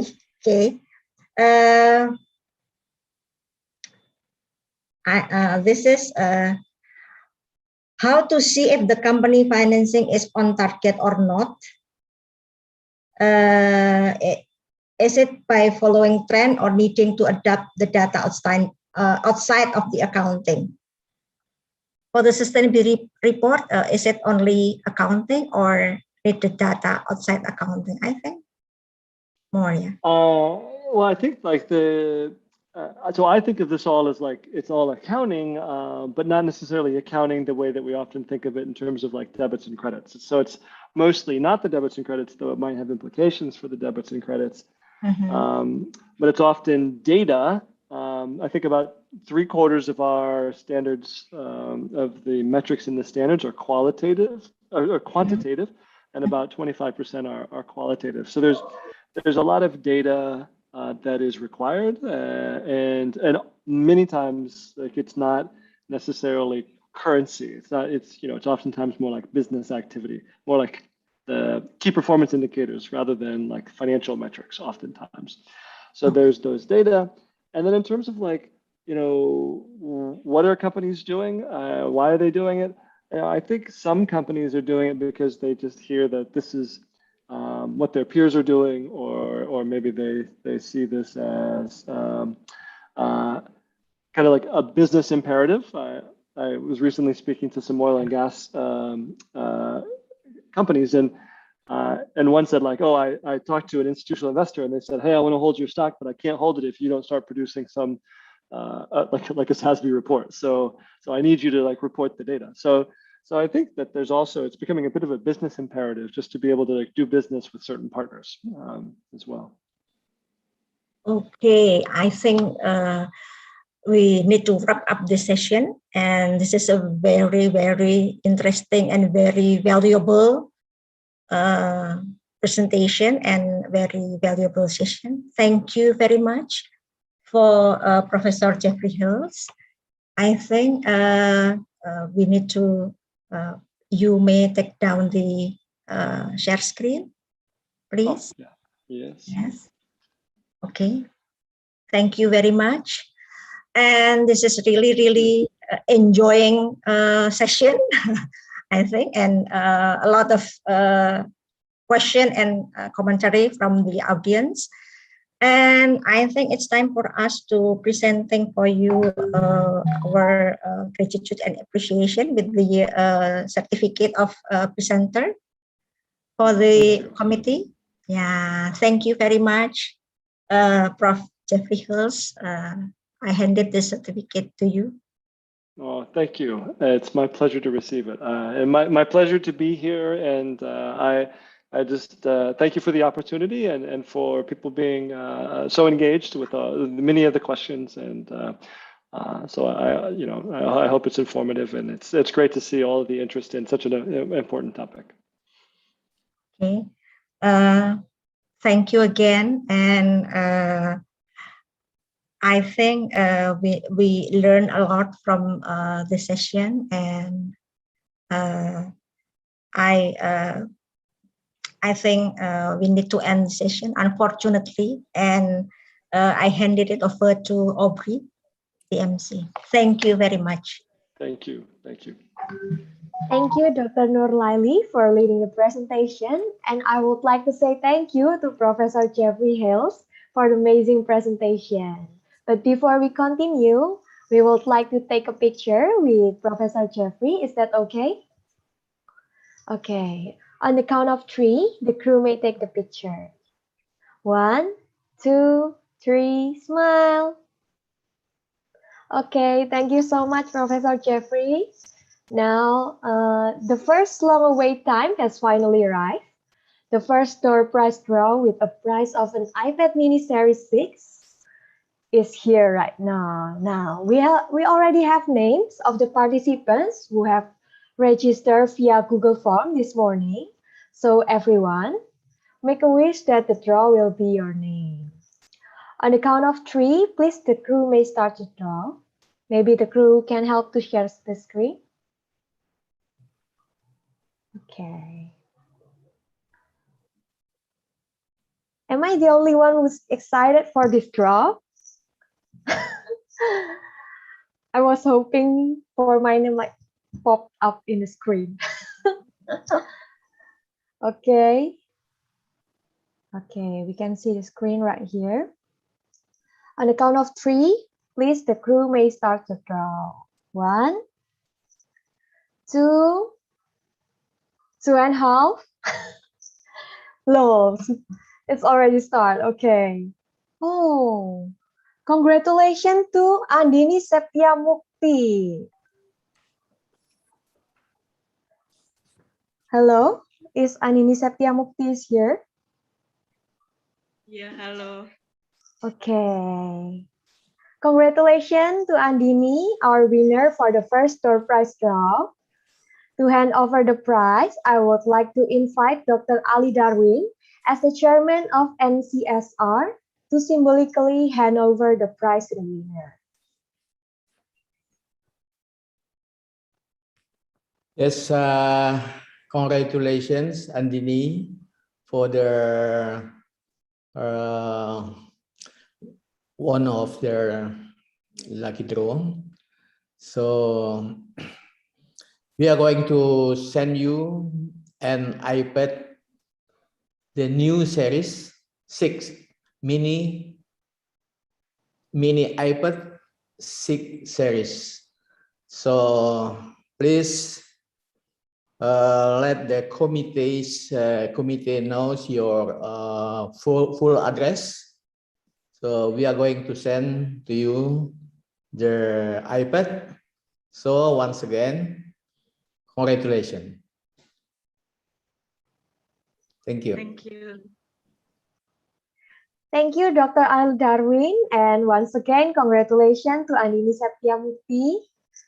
It's always fun to win a prize, but for those who has not been lucky, we still have the second door prize draw with a prize of an iPad mini series 6 as well. So again, I would like to remind everyone, please fill the presents for the second draw and please stay in the Zoom room because we will only give the prize to the one who remains in the Zoom room when the winner is announced. Now, ladies and gentlemen, we will get into the third section of this conference. Meet the editors from Asian Journal of Accounting Research that will be led by our moderator, Mr. Iman Harimawan, PhD. Time is yours.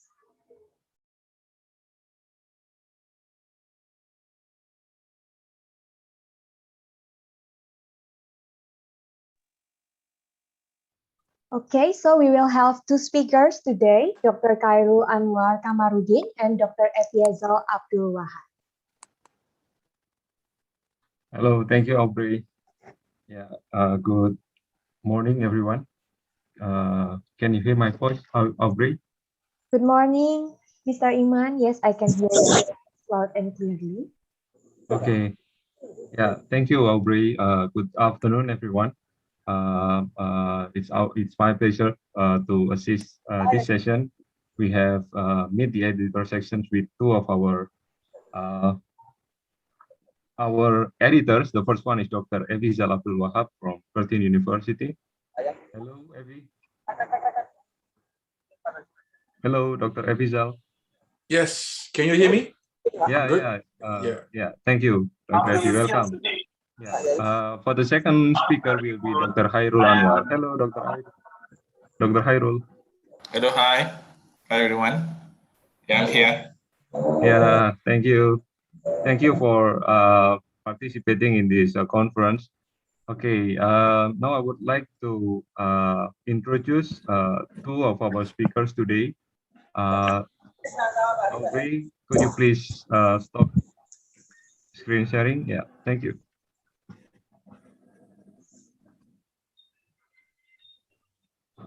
Okay.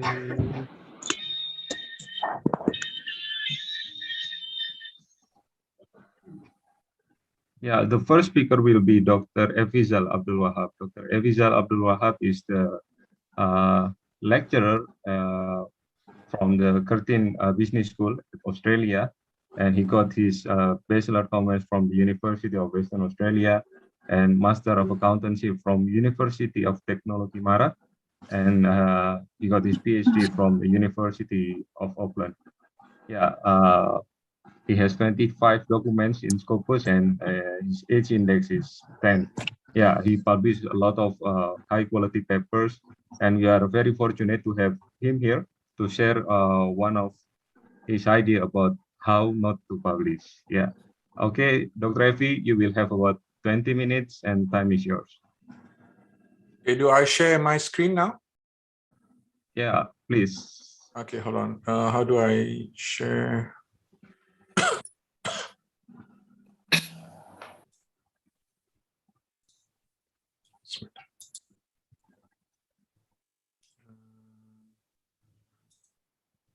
Maybe. Okay, can you see that now? Yeah. Okay, thank you. All right. Okay. Assalamualaikum warahmatullahi wabarakatuh, and a very good, I think, morning in Indonesia. It's 11 o'clock, so it's 12 o'clock here in Australia. I'm one of the editors for Asian Journal of Accounting Research.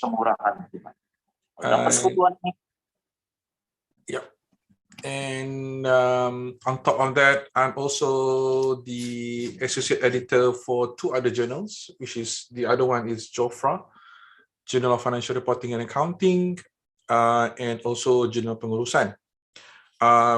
So we, on average, I handle mostly for JOFRA, Journal of Financial Research, Journal of Financial Reporting and Accounting, about 40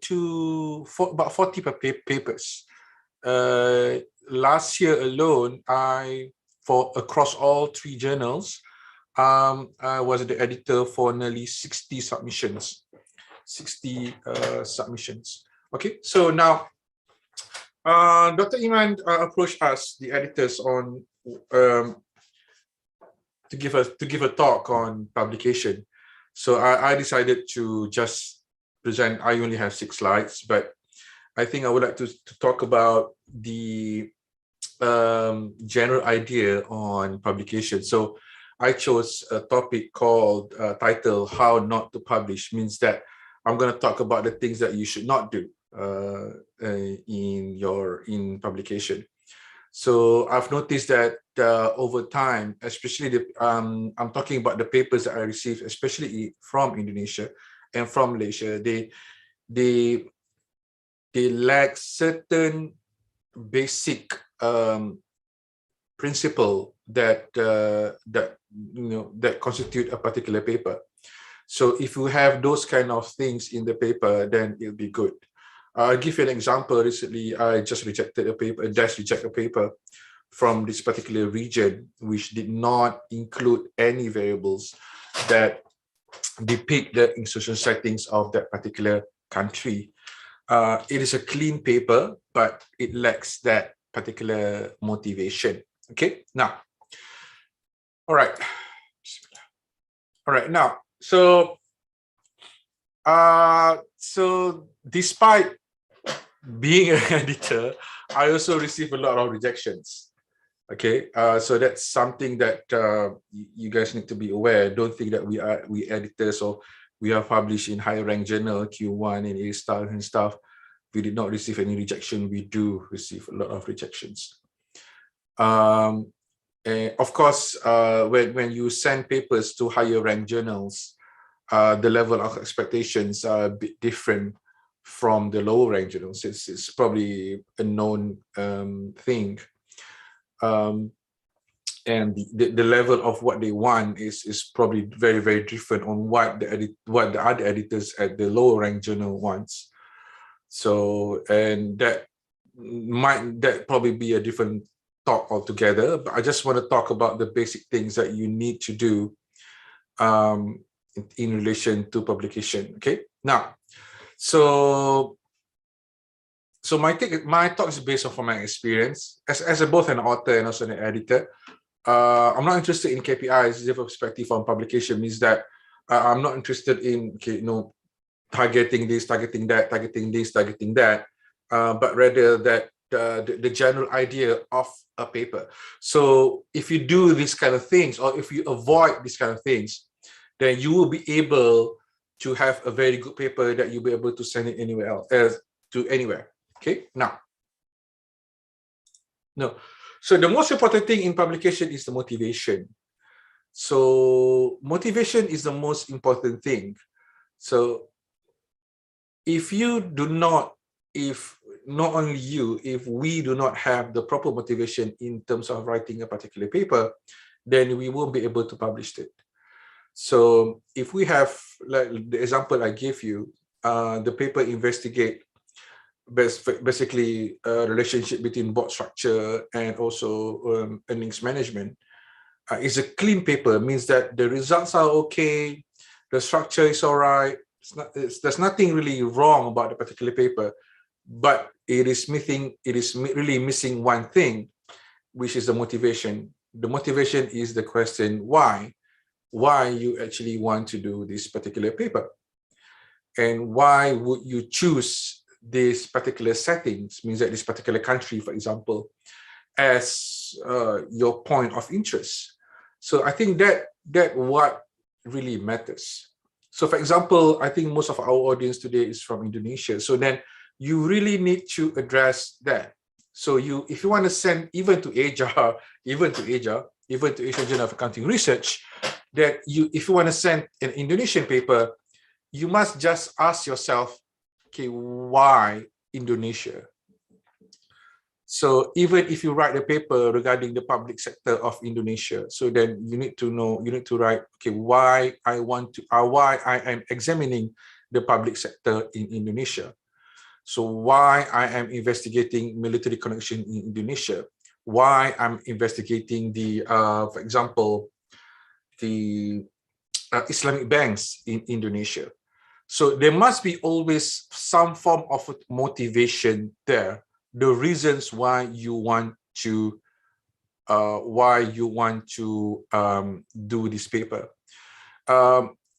You need to be careful in relation to motivation. You need to avoid things like, for example, this is the first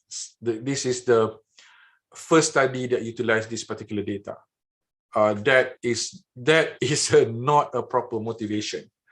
So it's a start, but if you want to have a universal concept of a particular paper, then please avoid those kind of please don't say that this is the first thing, this is the first paper that has actually approached this particular topic, for example. But you can say that, then you need to support then why you actually want to do this and that. Okay, so that's very, very, very, very important. Okay, very, very important. I have seen papers that have very good motivation, but they have less results. Means that they just present 3 to 4 tables, but they have proper sets of motivation. If you read, some of you might be aware, if you do a corporate governance study or ownership structure study, you must have read papers like Dempsey and Land 1985, or a subsequent paper by Dempsey and Airlangga 2001. Those papers are very simple papers, but they have proper motivation. So they're very simple. They say sometimes you say that, hey, this paper is very simple. How they managed to publish this paper? Because of their motivation. So you read papers like recent papers like, for example, Guadami's paper that looks into political connection and auditor's choice.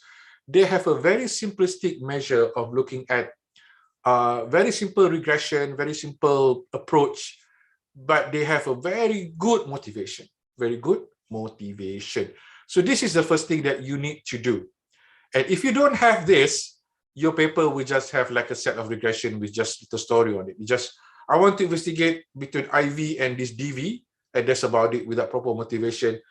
9 out of 10, or probably 10 out of 10, I would say that if it goes through me, then it will have a dash rejection. So it is very, very important that you must have a motivation. It's very, very important thing. Now, why papers get rejected? So these are the things that you need to avoid. So no clear-cut motivation. So even after we have written a good and sound institutional setting, reviewers might still ask, why do you write such section? Means that you need to have proper motivation. Sometimes motivation can come from the different settings that you use. For example, you want to differentiate your study with Malaysia. So clearly, even though we are just next to each other, all right, we have different institutional settings. Malaysia and Indonesia have totally two different institutional settings. We are culturally, I would say we are culturally similar, but we also have some differences.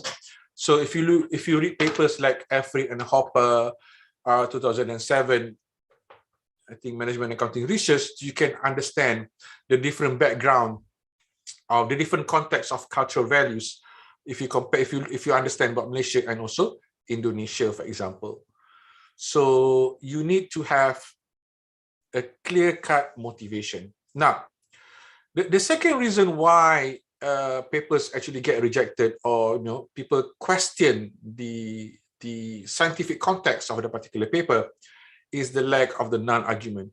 The lack of non-argument means that it's what you call that.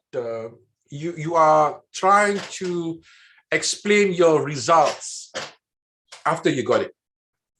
So it means that you say that, for example, the results is actually positive, that you found the results is actually positive, for example, that you just prepare all the theoretical concerns of a positive relationship, but you also scientifically, then your examiners or reviewers will actually know that as well, that there is a negative relationship of what you want to achieve.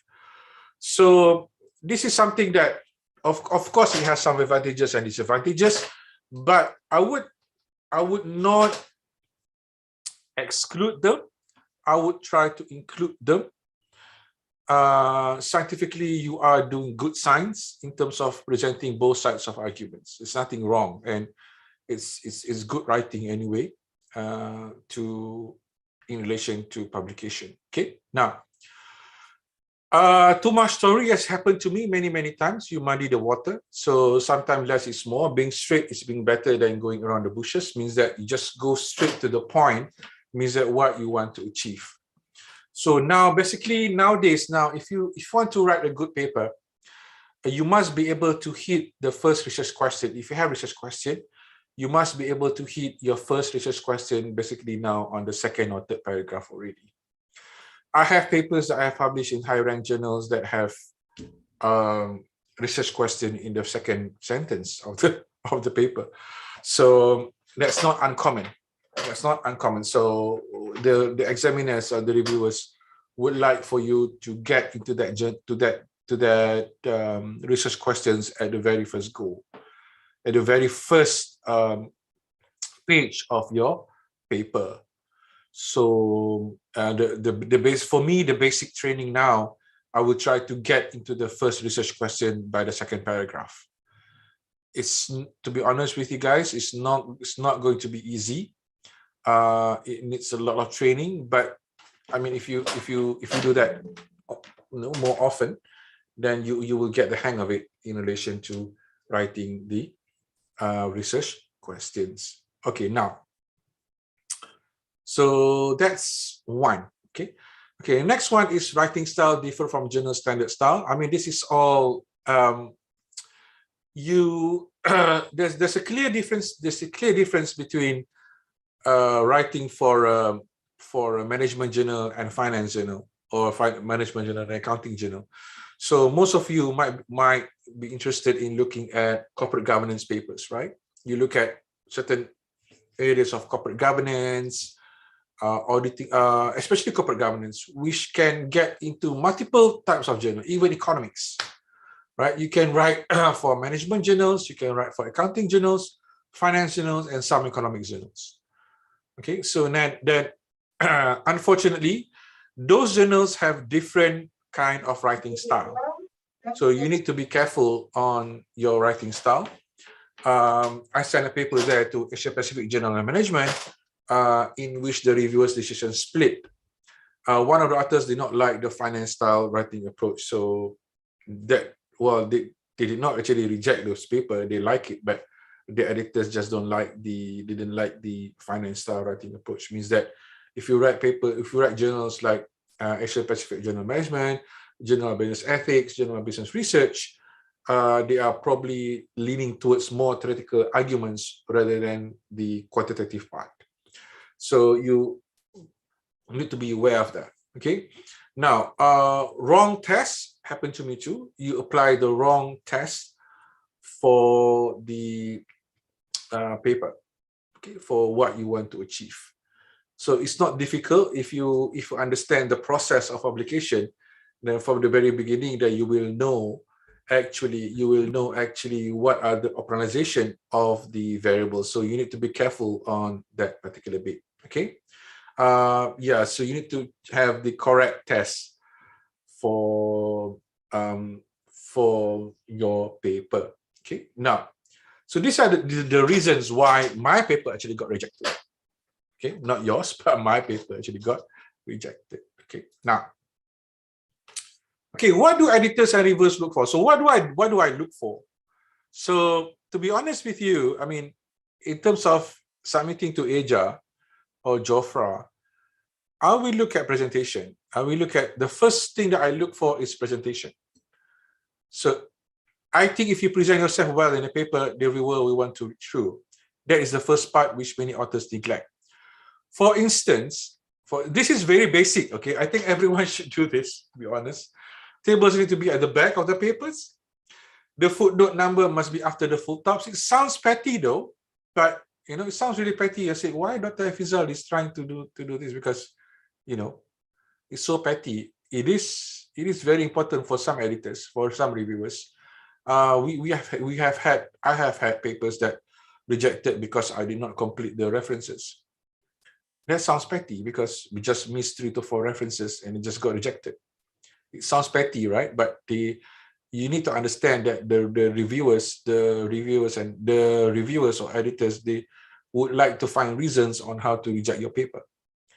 So non-English word must be italicized, justify your paragraphs, proper numbering, proper use of words, and some authors, they use different fonts. So if I'm an editor, I'm not a reviewer, if I'm an editor, if I found those kind of things, for example, you have 3 to 4 authors, you say author number 1, will you do part A, author number 2, part B, etc., etc. Then you have different fonts. So I'm not going to send it to a reviewer. I will not do that. What I'll do is I'm going to reject the paper, ask the reviewer, ask the authors to redo, resubmit, so that I can just send it to the reviewer. So there's high levels of submissions. You have to be aware of that. We have high level of submissions, and there are certain things that we need to be aware of. So this is a basic thing. You need to have a proper presentation, proper on how you summarize, how you put yourself in the paper. So this is very, very important. So if you don't do that, if you have tables, like if you have suddenly tables across 2 pages, you know, but you know you don't do it properly, it tells you a lot of things because you're not prepared. You did not check for English. That's another thing, which I think it's worth the while. If most of us we are not English, we are non-native speaker. So I usually send papers, especially the top ones, to English editing, or you can just buy softwares and to have a look at the English. So this is the first thing that you need to do. This is a very important thing that you need to do. Okay, I've seen papers that could not translate Malay words into English, so they just write Malay words. So I just don't get it. Why you want to send to a journal while this particular word you can actually translate into the English, but you just couldn't be bothered. That's one. And another thing that you guys need to understand, especially those PhD students, please don't copy and paste from your PhD and make it as a paper. Writing a thesis and paper are 2 totally different things. Just be mindful of that. Be mindful of that. Okay. Now, so this is what I look for. So if you don't present yourself well, now we'll probably, there's highly likely of a chance that the paper will not go to the second round. It needs to be presented very well. Okay. Now,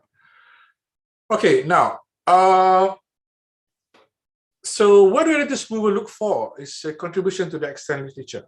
So if you do a paper with just 10 regressions, but there's no extension of literature, it's not going to cut it.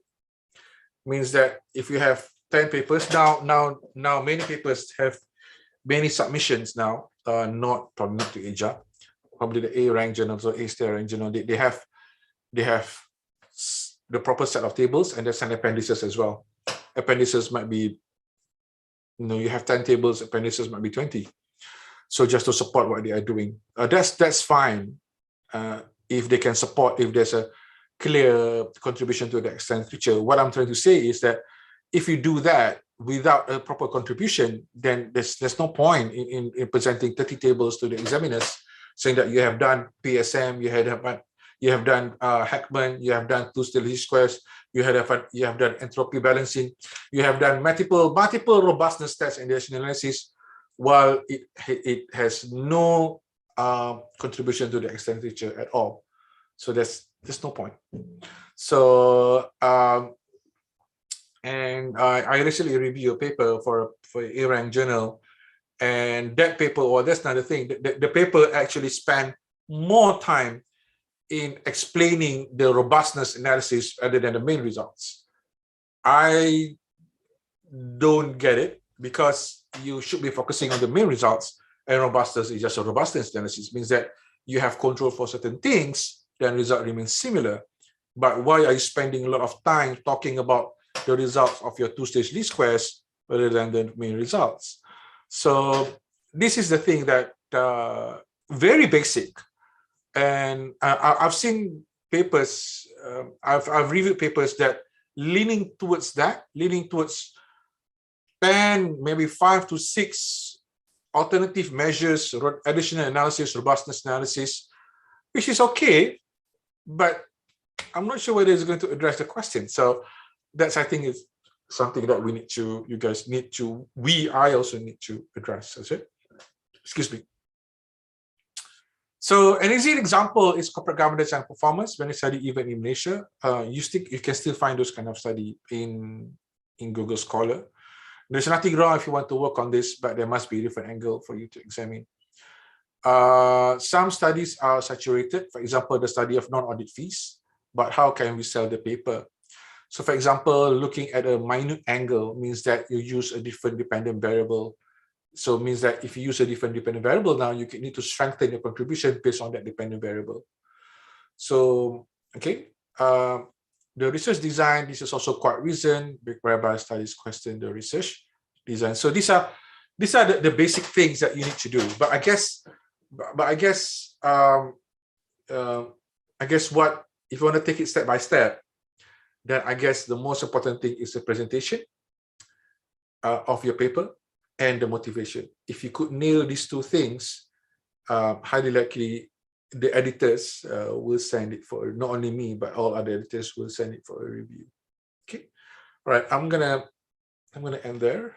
I think that's my talk. I think probably they're going to be Q&A after Dr. Khairul's talk, inshallah. All right, thank you.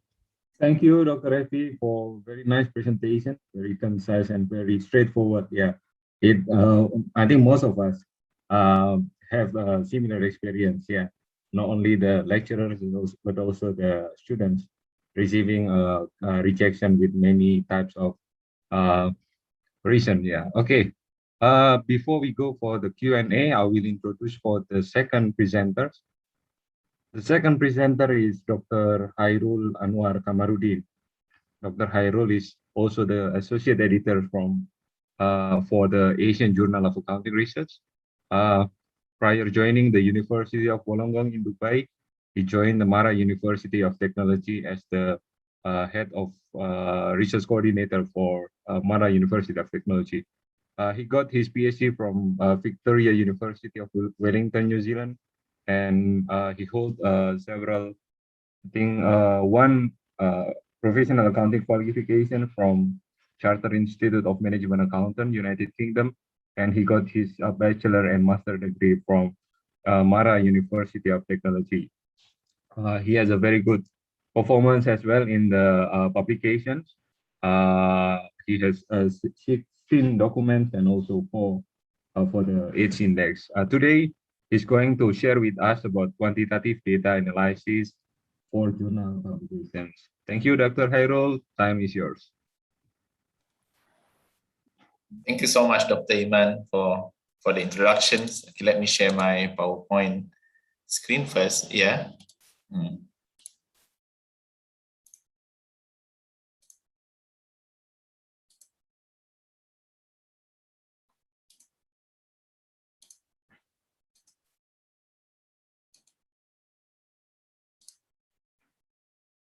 Okay, hope everyone of you can see my slides here.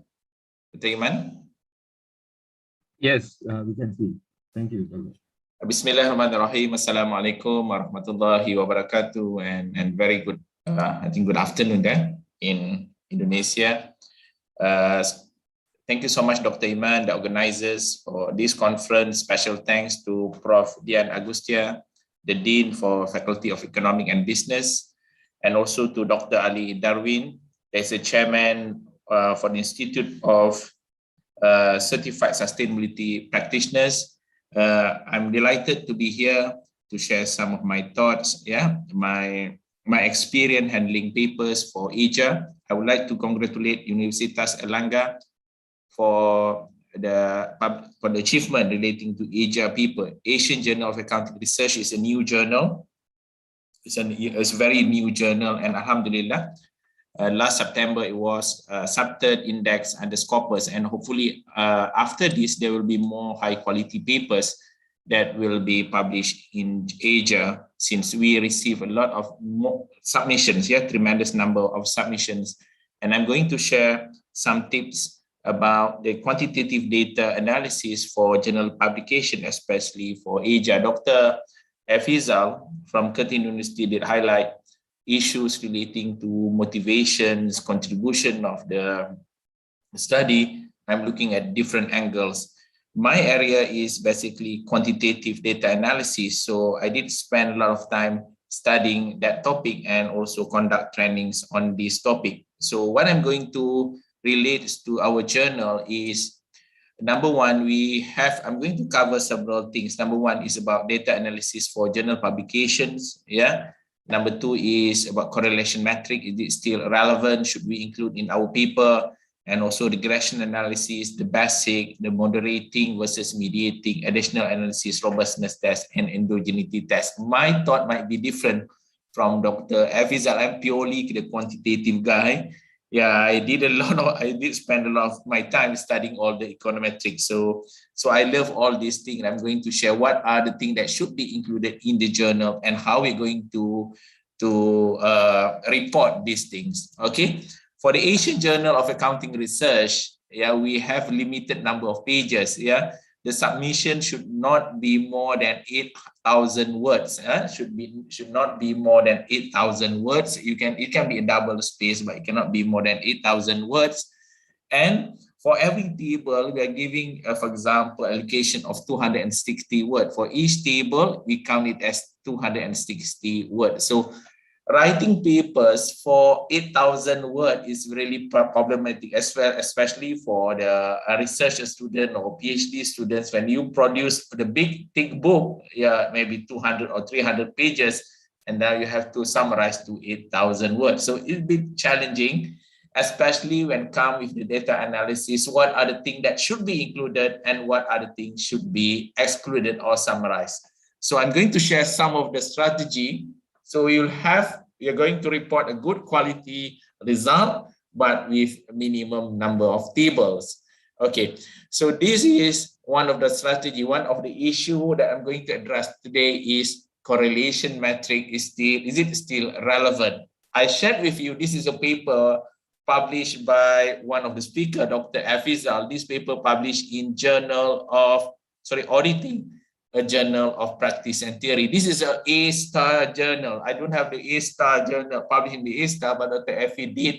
So in this paper, Dr. Efizal produced these correlation tables. It takes a long time. He told me it takes maybe 3 or 4 years to get this paper to this journal. So he has this correlation metric in his paper.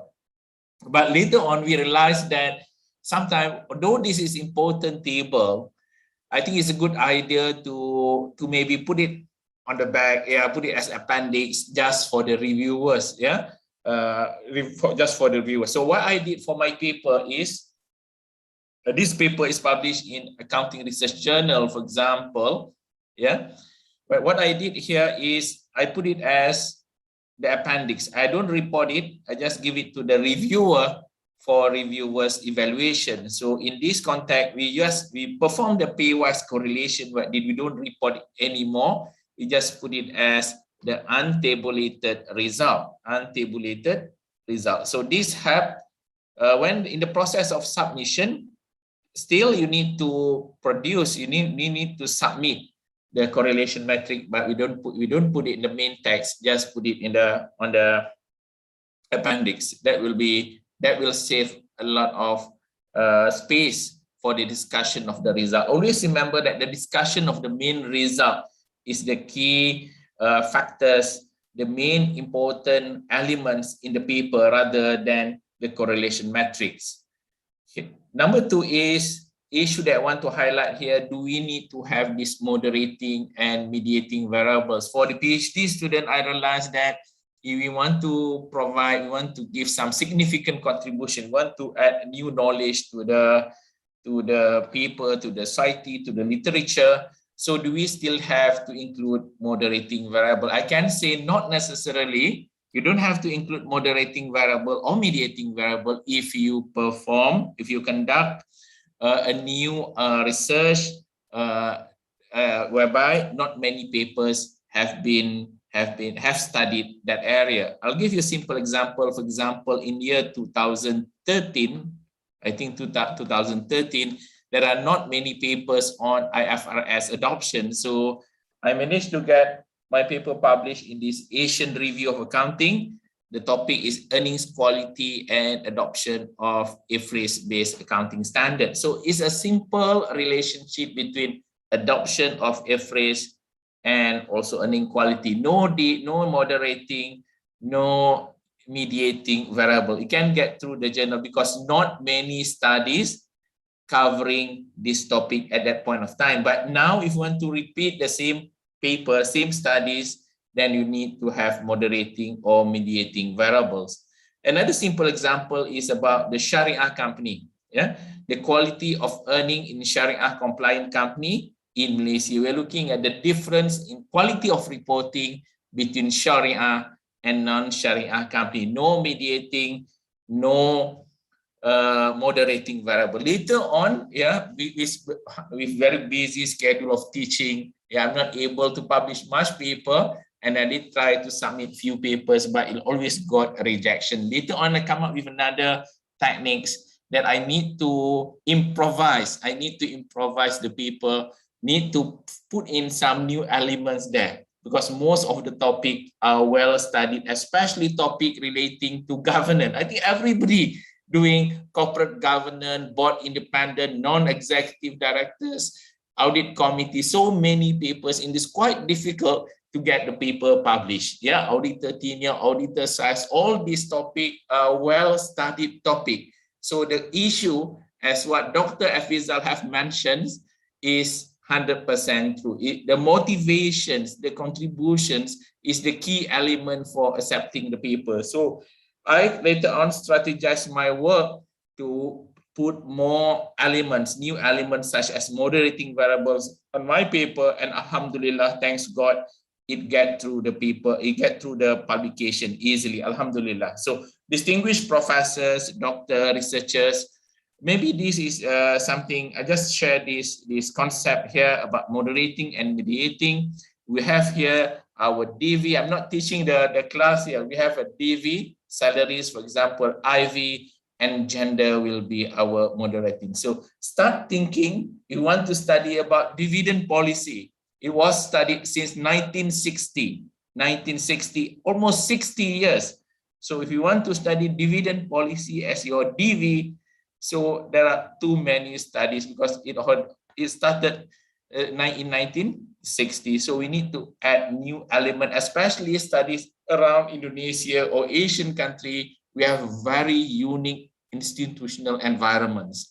For example, in Malaysia, there are many political involvement in business, maybe in Indonesia, maybe military or political involvement in the business as well. So other things, when I look at this corporate governance issue in Indonesia and Malaysia. In Indonesia, surprisingly, we have 2 tiers of board. We have this board of commissioner, another one is board of director. This is very unique. We don't have that in Malaysia. So if you want to publish paper, you need to sell this very unique feature of that particular country. So when we have this moderating effect, so it adds new value, new flavor to the paper. So as a reviewer, as editor, so I love to see all these things. For example, later on, Alhamdulillah, when I put all these, include this moderating variable, I can see that the paper can easily get through the publication. For example, this is a paper on auditor tenure and accounting quality. I include the legal element, the institutional factor element in that paper. So the investor protection is the moderating variable. Another example, this is just the result for the paper. We did partition the result for one group, the low investor protection, the high investor protection sample. So from here we test whether we're going to have whether this factor, moderating factor, have significant influence on the relationship between IV and also DV. Okay. This is the result. This is the base regressions. Yeah. And this will be the main issue of moderating variables in this study. Okay. So the discussion should be on whether the moderating variable enhance or weakens the relationship between IV and DV. So explore that. It's not difficult. Just attend any course that explain, that teach about this concept, and then inshallah we are able to publish in high quality journal, as well as issue relating to substitutive and complementary, either enhance or weaken, or another terms that we can use is substitutive or complementary effect. So this is the common, I think most of the studies now include moderating variables. Another field is mediating. These are new things that have not been explored much in accounting research, that is mediating variable. We have X, our dependent variable, our independent variables. Then we have our M, our moderating variables, and Y. So this is a new field, new methods that have not been explored much, investigated much, used much in our accounting research. So this is the difference between moderating and mediating. For the independent variables, we have this direct relationship with dependent variables, and normally I'll include another moderating variable to see whether this relationship is weakened or strengthened by having these moderating variables. Another way of doing research, is by introducing the mediating variables. This is another way. Just we close this file.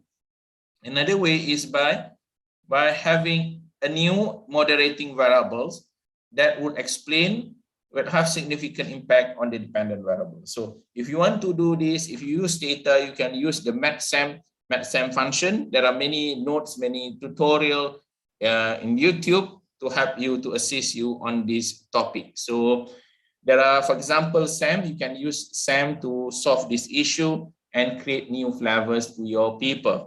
Yeah.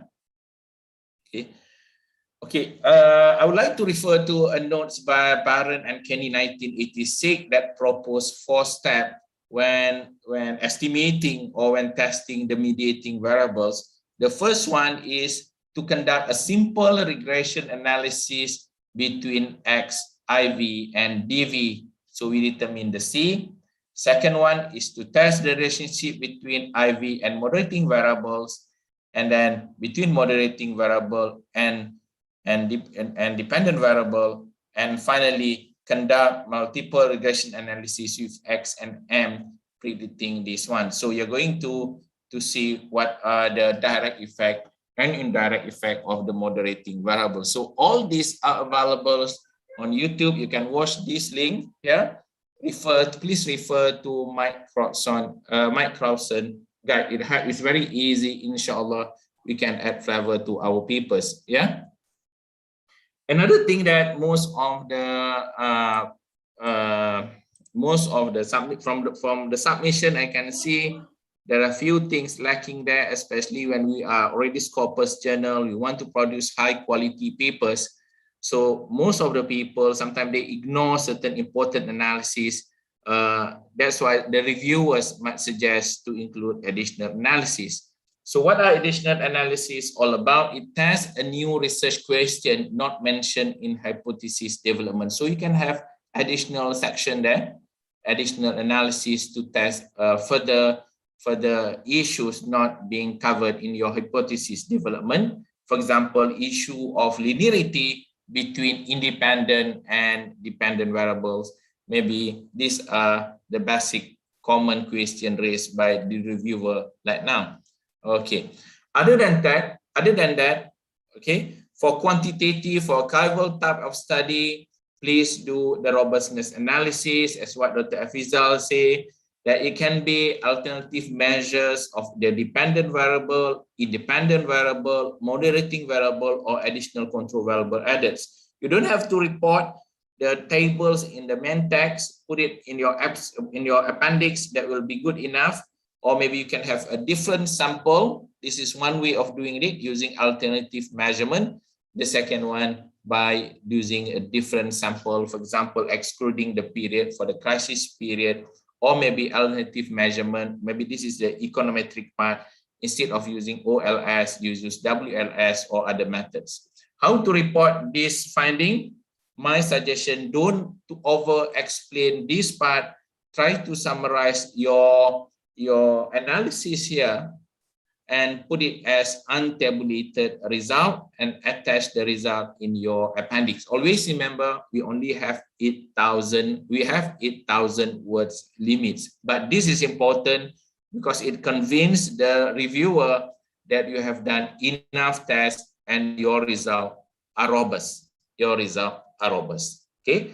Another thing that I would like, that I always see, is about the endogeneity issues. When I read the comment from the reviewers will always ask, one, for this kind of test be included in the paper if the authors left this part. So please take your time. Only 1 or 2 paragraphs will be good. Supply the result. You can perform either the Hackman 1979 two-stage estimation, or use the instrumental variables, or PSM, or change model, and many other techniques to address these endogeneity issues. So this is a good component of or item that should be included for quantitative, especially archival type of study. I think I will stop now. I'll pass to Dr. Iman, and I welcome any question if there is any. Thank you so much. Thank you, Dr. Hairul. Very nice presentations. Yeah, complementing what have been presented by Dr. Effie. Thank you for Dr. Effie and Dr. Hairul. Now we open for Q&A session for the participants. Yeah. You can raise your hand directly, or you can also write your question on the chat box. Yeah. Okay. Yeah, there is one question from Yulianti. If I want to use mediation, what kind of testing should I do, and what robustness test should be done? Yeah, maybe Dr. Hairul can address this one, and Dr. Evi can also add. Thank you so much, Yulianti, for the question relating to mediating. This is a good question. I love these questions. About mediating. Not many PhD students dare to study or to include mediating in their paper.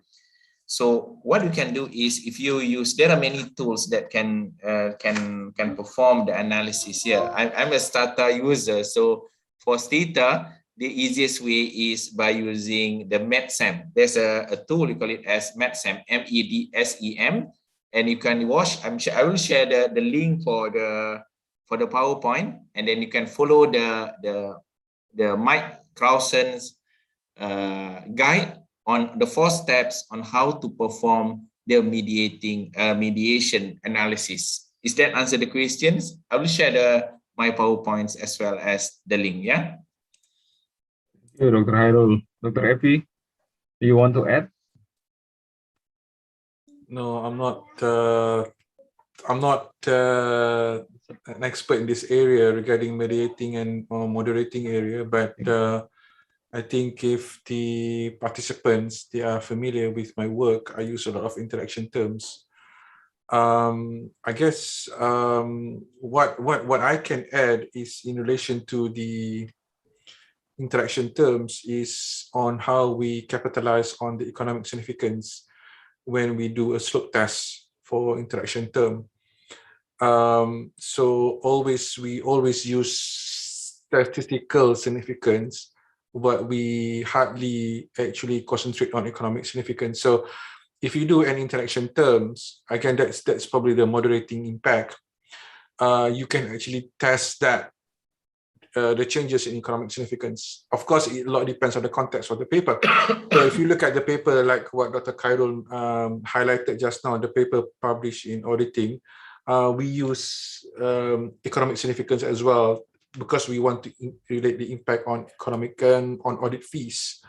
So I think that will probably be one way of looking at an additional test of interaction terms, or any test, by looking at economic significance. It's hard. People don't do that anymore, but people hardly do that. But I think this is something that top papers really actually wants you to do. Okay. We can go to the next question. I would like to respond to what Dr. Afizal said. The economic significance is something that we have not covered much in our paper. Yeah, especially I would like to suggest the inclusion of the economic significance for papers, especially when come up with a prediction model. We want to see how strong the independent variables can contribute to the dependent variable. But for general kind of study who just tested the relationship, it might be not as important for me. Might be Dr. Afizal might not be agree with me, because, for example, when we say the effects of corporate governance on sustainability practice, when we look at the coefficient value, it might be 0.01.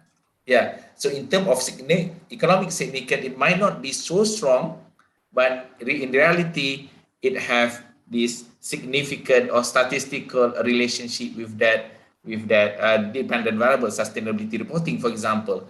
So I think it's more on the type of study, the purpose of study, whether you're going to come up with a predictive model or not. Okay. Yeah. Maybe we allow that differences. Yeah. In our context. Thank you. No problem. Yeah, thank you, Dr. Hairul and Dr. Epi. I've seen a lot of paper discuss about economic significance in the economics papers. Yeah, but nowadays, I mean, some articles in accounting journal also discuss about that one. Yeah, thank you. And there's another question from Arif Widyatama. How maybe you can share the tips to write the good contribute. What is it? Good contribute literature. Maybe the I think it's related to contributions. Yeah, yeah. Maybe Dr. Efi, do you have any tips how to write a good contribution? It's I don't have a good tip, but it's always go back to the settings, right? So how do you extend yourself? I mean, how you differentiate yourself with other papers? So if you, okay, let me just start.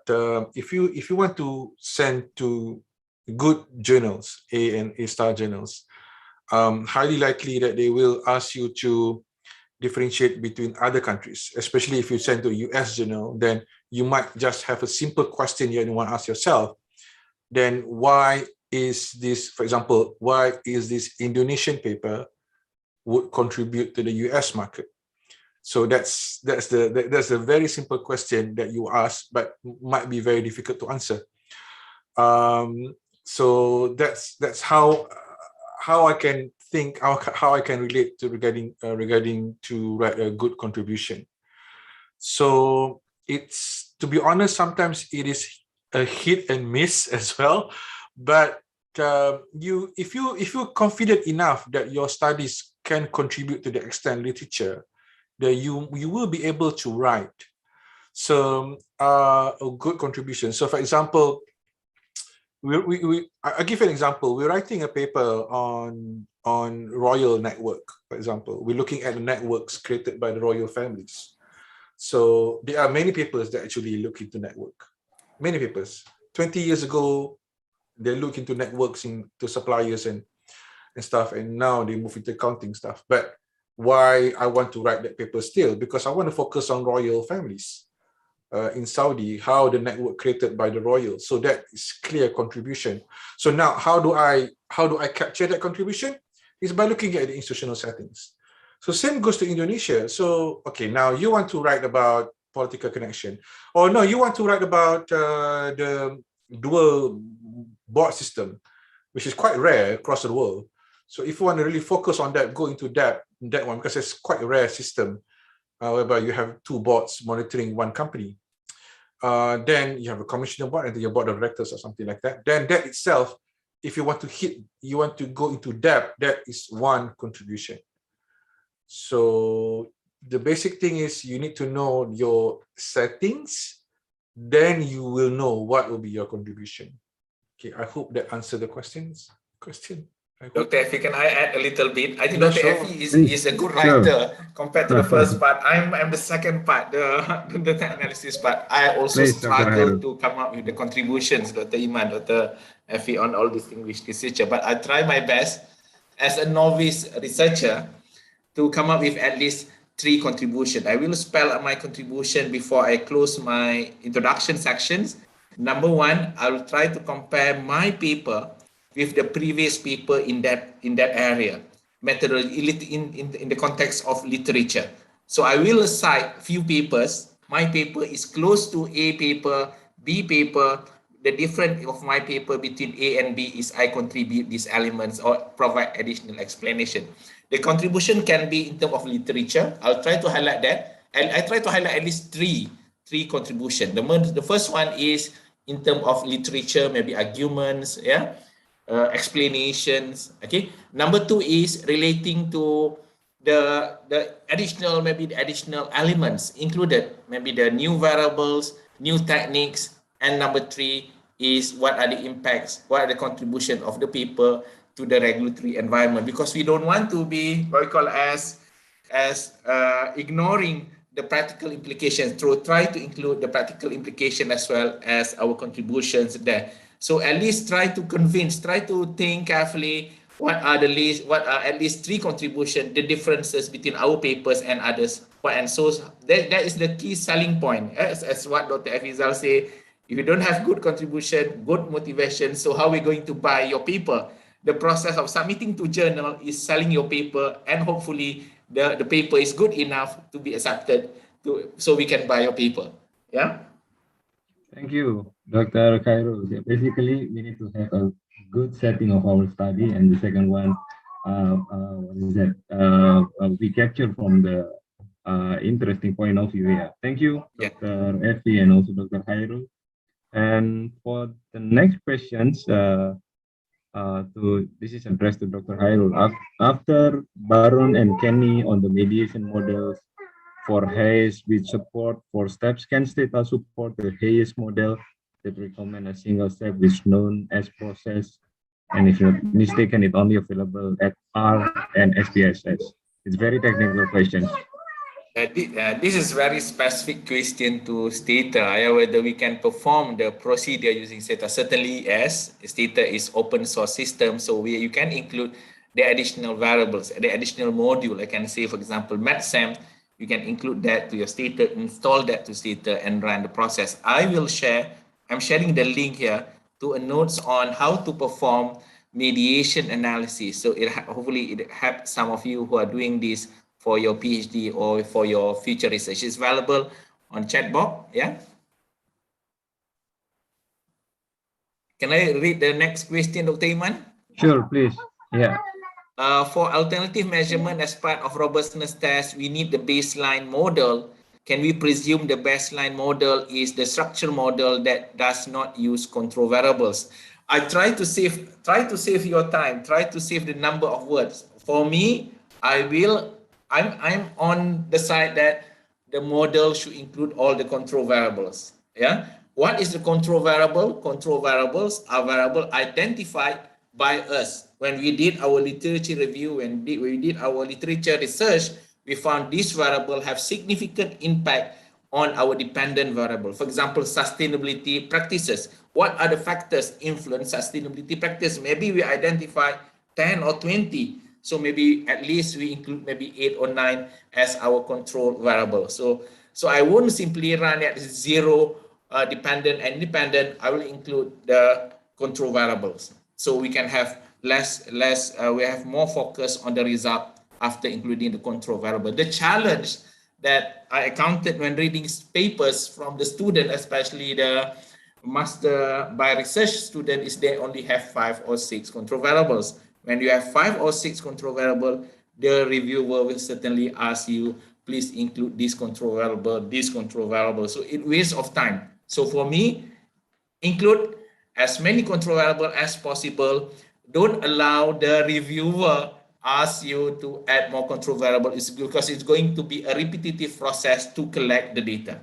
Thank you so much. Thank you. Yeah. Please. Going back, I might have a different approach than Cairo, but see, the question there is the baseline model. So when we talk about the baseline model, so the baseline model, I do agree with Dr. Cairo that it needs to include all the control variables. That's one. The other one is it depends on the type of study that you want to use. So if you want to look at paper like analyst forecast, audit fees, you must have a standardized control variable. So for example, analyst forecast, you need to have forecast horizon, market cap, and analyst following. So these are the 3 most common variables. So going back to Dr. Cairo's comment saying that if for example, an analyst forecast study, so you miss one of them, you don't have a market cap, you don't have either market cap, analyst following, or forecast horizon, then definitely the reviewers will actually send it back to you and saying that, look, you are missing one important control variable. The thing that I might disagree with Dr. Cairo is the kitchen sink approach. I don't really agree with the fact that you need to include all control variables under the sky. You will face omitted issues. You will face redundant variable issues.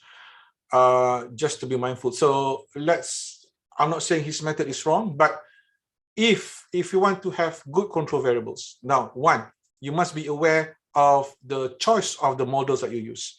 Some models are very robust. You already have set of control variables. Follow that one. Okay, follow that. Then the other control variables that you need to support, then the safest way that I would suggest you guys to do, or everyone to do, including me, is to have good theoretical arguments on why you want to include that. So that's one. So if you include control variables without any theoretical concerns, without theoretical arguments, it wouldn't. For a PhD examiner, I'm gonna ask you to actually work on it. All right. Then another thing is a good set of control variables is those variables that represent institutional settings. So, for instance, you're looking at corporate governance and performance in Indonesia.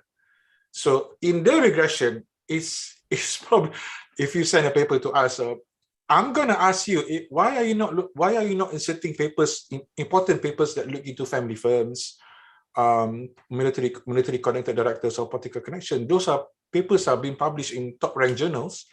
Into that, you probably need to include those control variables. So at least one of them, not all, but at least one variable that represent your settings. So that's very, very important. Yeah, but that's I sent a paper to Professor David Hay, one of the editors of Auditing previously, probably about 10 years ago. He just disliked the approach of kitchen sink. So I mean, you just dump everything and try to get good results, and but again, that's if you want to avoid the issues that Dr. Khairul mentioned, then that would be a good way. All right. I just want to go to the previous question that Dr. Can I get an example of a good paper used for practice score matching and differences in accounting and auditing? So you can look at PSM. Yes, not sure, but I mean, I guess the paper, I use paper by Lennox 2012, Lacquer and Rusticus. There's a paper by Michael Peel, Kletwati, ABR 2000 something like that. But one of them is PSM paper. Yeah. So and difference, I'm not very familiar with that one, so I'm terribly sorry. Yeah, but I just want to say something about this particular bit. Just be mindful that whatever test you do, you must have some theoretical concern, theoretical arguments to it. Why you want to do PSM? Don't just say that, okay, this paper use PSM, I want to do it. Sorry, I'm not gonna buy it. So you need to have arguments. So for example, you use fixed effects. Then of course the reason why you want to use fixed effects because you want to control for an another effect of whatever happened in the period or firm fixed effect. You need to have theoretical concerns, theoretical arguments to do that. Don't just say that, okay, because this paper do this or do this, I'm gonna do that. No, you won't cut it. So just what I'm trying to say is that I'm not going to stop you doing that. That's all good, but just the science of doing that must be proper. So, okay, I want to use Heckman. Why? There's a selection issue. PSM. There's certain things that you need to do. It's very, very simple, but it's often missing. So in paper, it's just, okay, let's do it. Let the results is robust. That's it. Okay, and I said, okay, why? So I said some people just and then the other thing that I don't like about Dr. Khairul might disagree with me is some papers when they have 10 years of data, they jump straight to GMM. I don't know. For me, it's just okay. I mean, yeah, but why don't you just run OLS first and do GMM later? But that's me. Dr. Khairul might disagree with me. Wallahu alam. Okay, I'm terribly sorry. So I take a lot of time. No problem. We learn a lot from the experience. Maybe Dr. Iman, I would like to respond a little bit. Yeah, I agree with Dr. Afizal. We cannot just include all the controllable in the equations. When issues relating controllable, we have two issues. That's what Dr. Afizal mentioned. Number one, we have omitted variable bias. Omitted variable bias means we exclude some important control variables. Yeah. And issue number two is overfitting. Overfitting is when we have too many control variables. So it costs the results. Our result might not be replicable by other future research. So be careful. In bahasa Indonesia might be sedang-sedang itu bagus. Yang sederhana itu bagus. Mungkin begitu. Yeah. Yeah. I did share here to respond about the PCM. This is my paper that I use. This is my first published paper in JCAE. Dr. Afizal have a lot there. There is a request by the reviewer to include the PSM as the analysis. So I did include, but only one paragraph, maybe 4 or 5 lines explaining the process. We don't want to over-explain the endogeneity, the econometric part. I did include that as a supplement, but the result is not there. It's for reviewers' comment only. So try to balance between the discussions of the main result and the econometric part. Don't over-explain the econometric parts. Yes, I totally agree that one. 100%. Okay. Thank you, Dr. Khairul and Dr. Effie. Unfortunately, we have limited time. Okay. We start earlier. Yeah. I mean, I hope everyone can enjoy the discussion with the editors. Yeah. This is like when we have editorial meeting, we have a very... Okay. Thank you, Dr. Iman. Yeah. Thank you so much, Dr. Iman, Universitas Airlangga, and Dr. There is before we end this session, there will be a token of appreciation for the certificate presentations. Yeah. Thank you. I hope the Aubrey or other committee can assist us. Okay, this is the first one for Dr. Khairul Kamarudin. Thank you for joining us, and we are very proud to have you here. And hopefully, thank you so much. Terima kasih. Terima kasih. You can join for the next conference and for the next one. Inshallah, anything. Yeah. For the next one, for Dr. Efizal. Yeah, Thank thank you, you. Dr. Efizal Abdul Wahab, for Thank the you. presentation. Very insightful. Again, thank you for both of you, and hope you have a good health in the uncertain situation today. And hopefully we will meet again in the next occasion soon, inshallah. Inshallah. Thank you, everyone. Assalamualaikum warahmatullahi Assalamualaikum. wabarakatuh. Thank you, Aubrey. I'll pass it to you back. Yeah. Okay, thank you, Mr. Iman, for leading the presentation. And I would like to say thank you to Dr. Efizal and Dr. Khairul for the amazing presentation. Before we continue, we would like to take a picture with Dr. Efizal and Dr. Khairul. Okay, the crew may help to take the picture. Let me help you to count. 1, 2, 3, smile. Okay, thank you so much, Dr. Efizal and Dr. Khairul. Now it's time for lunch break. While enjoying your break, I would like to remind everyone that we still have the second door prize draw with a prize of an iPad mini Series 6. So don't forget to fill in the attendance and keep staying in the Zoom room or immediately join the Zoom room after the break, because we will only give the prize to the one remains in the Zoom room when the winner is announced. See you at 1 p.m. Thank you.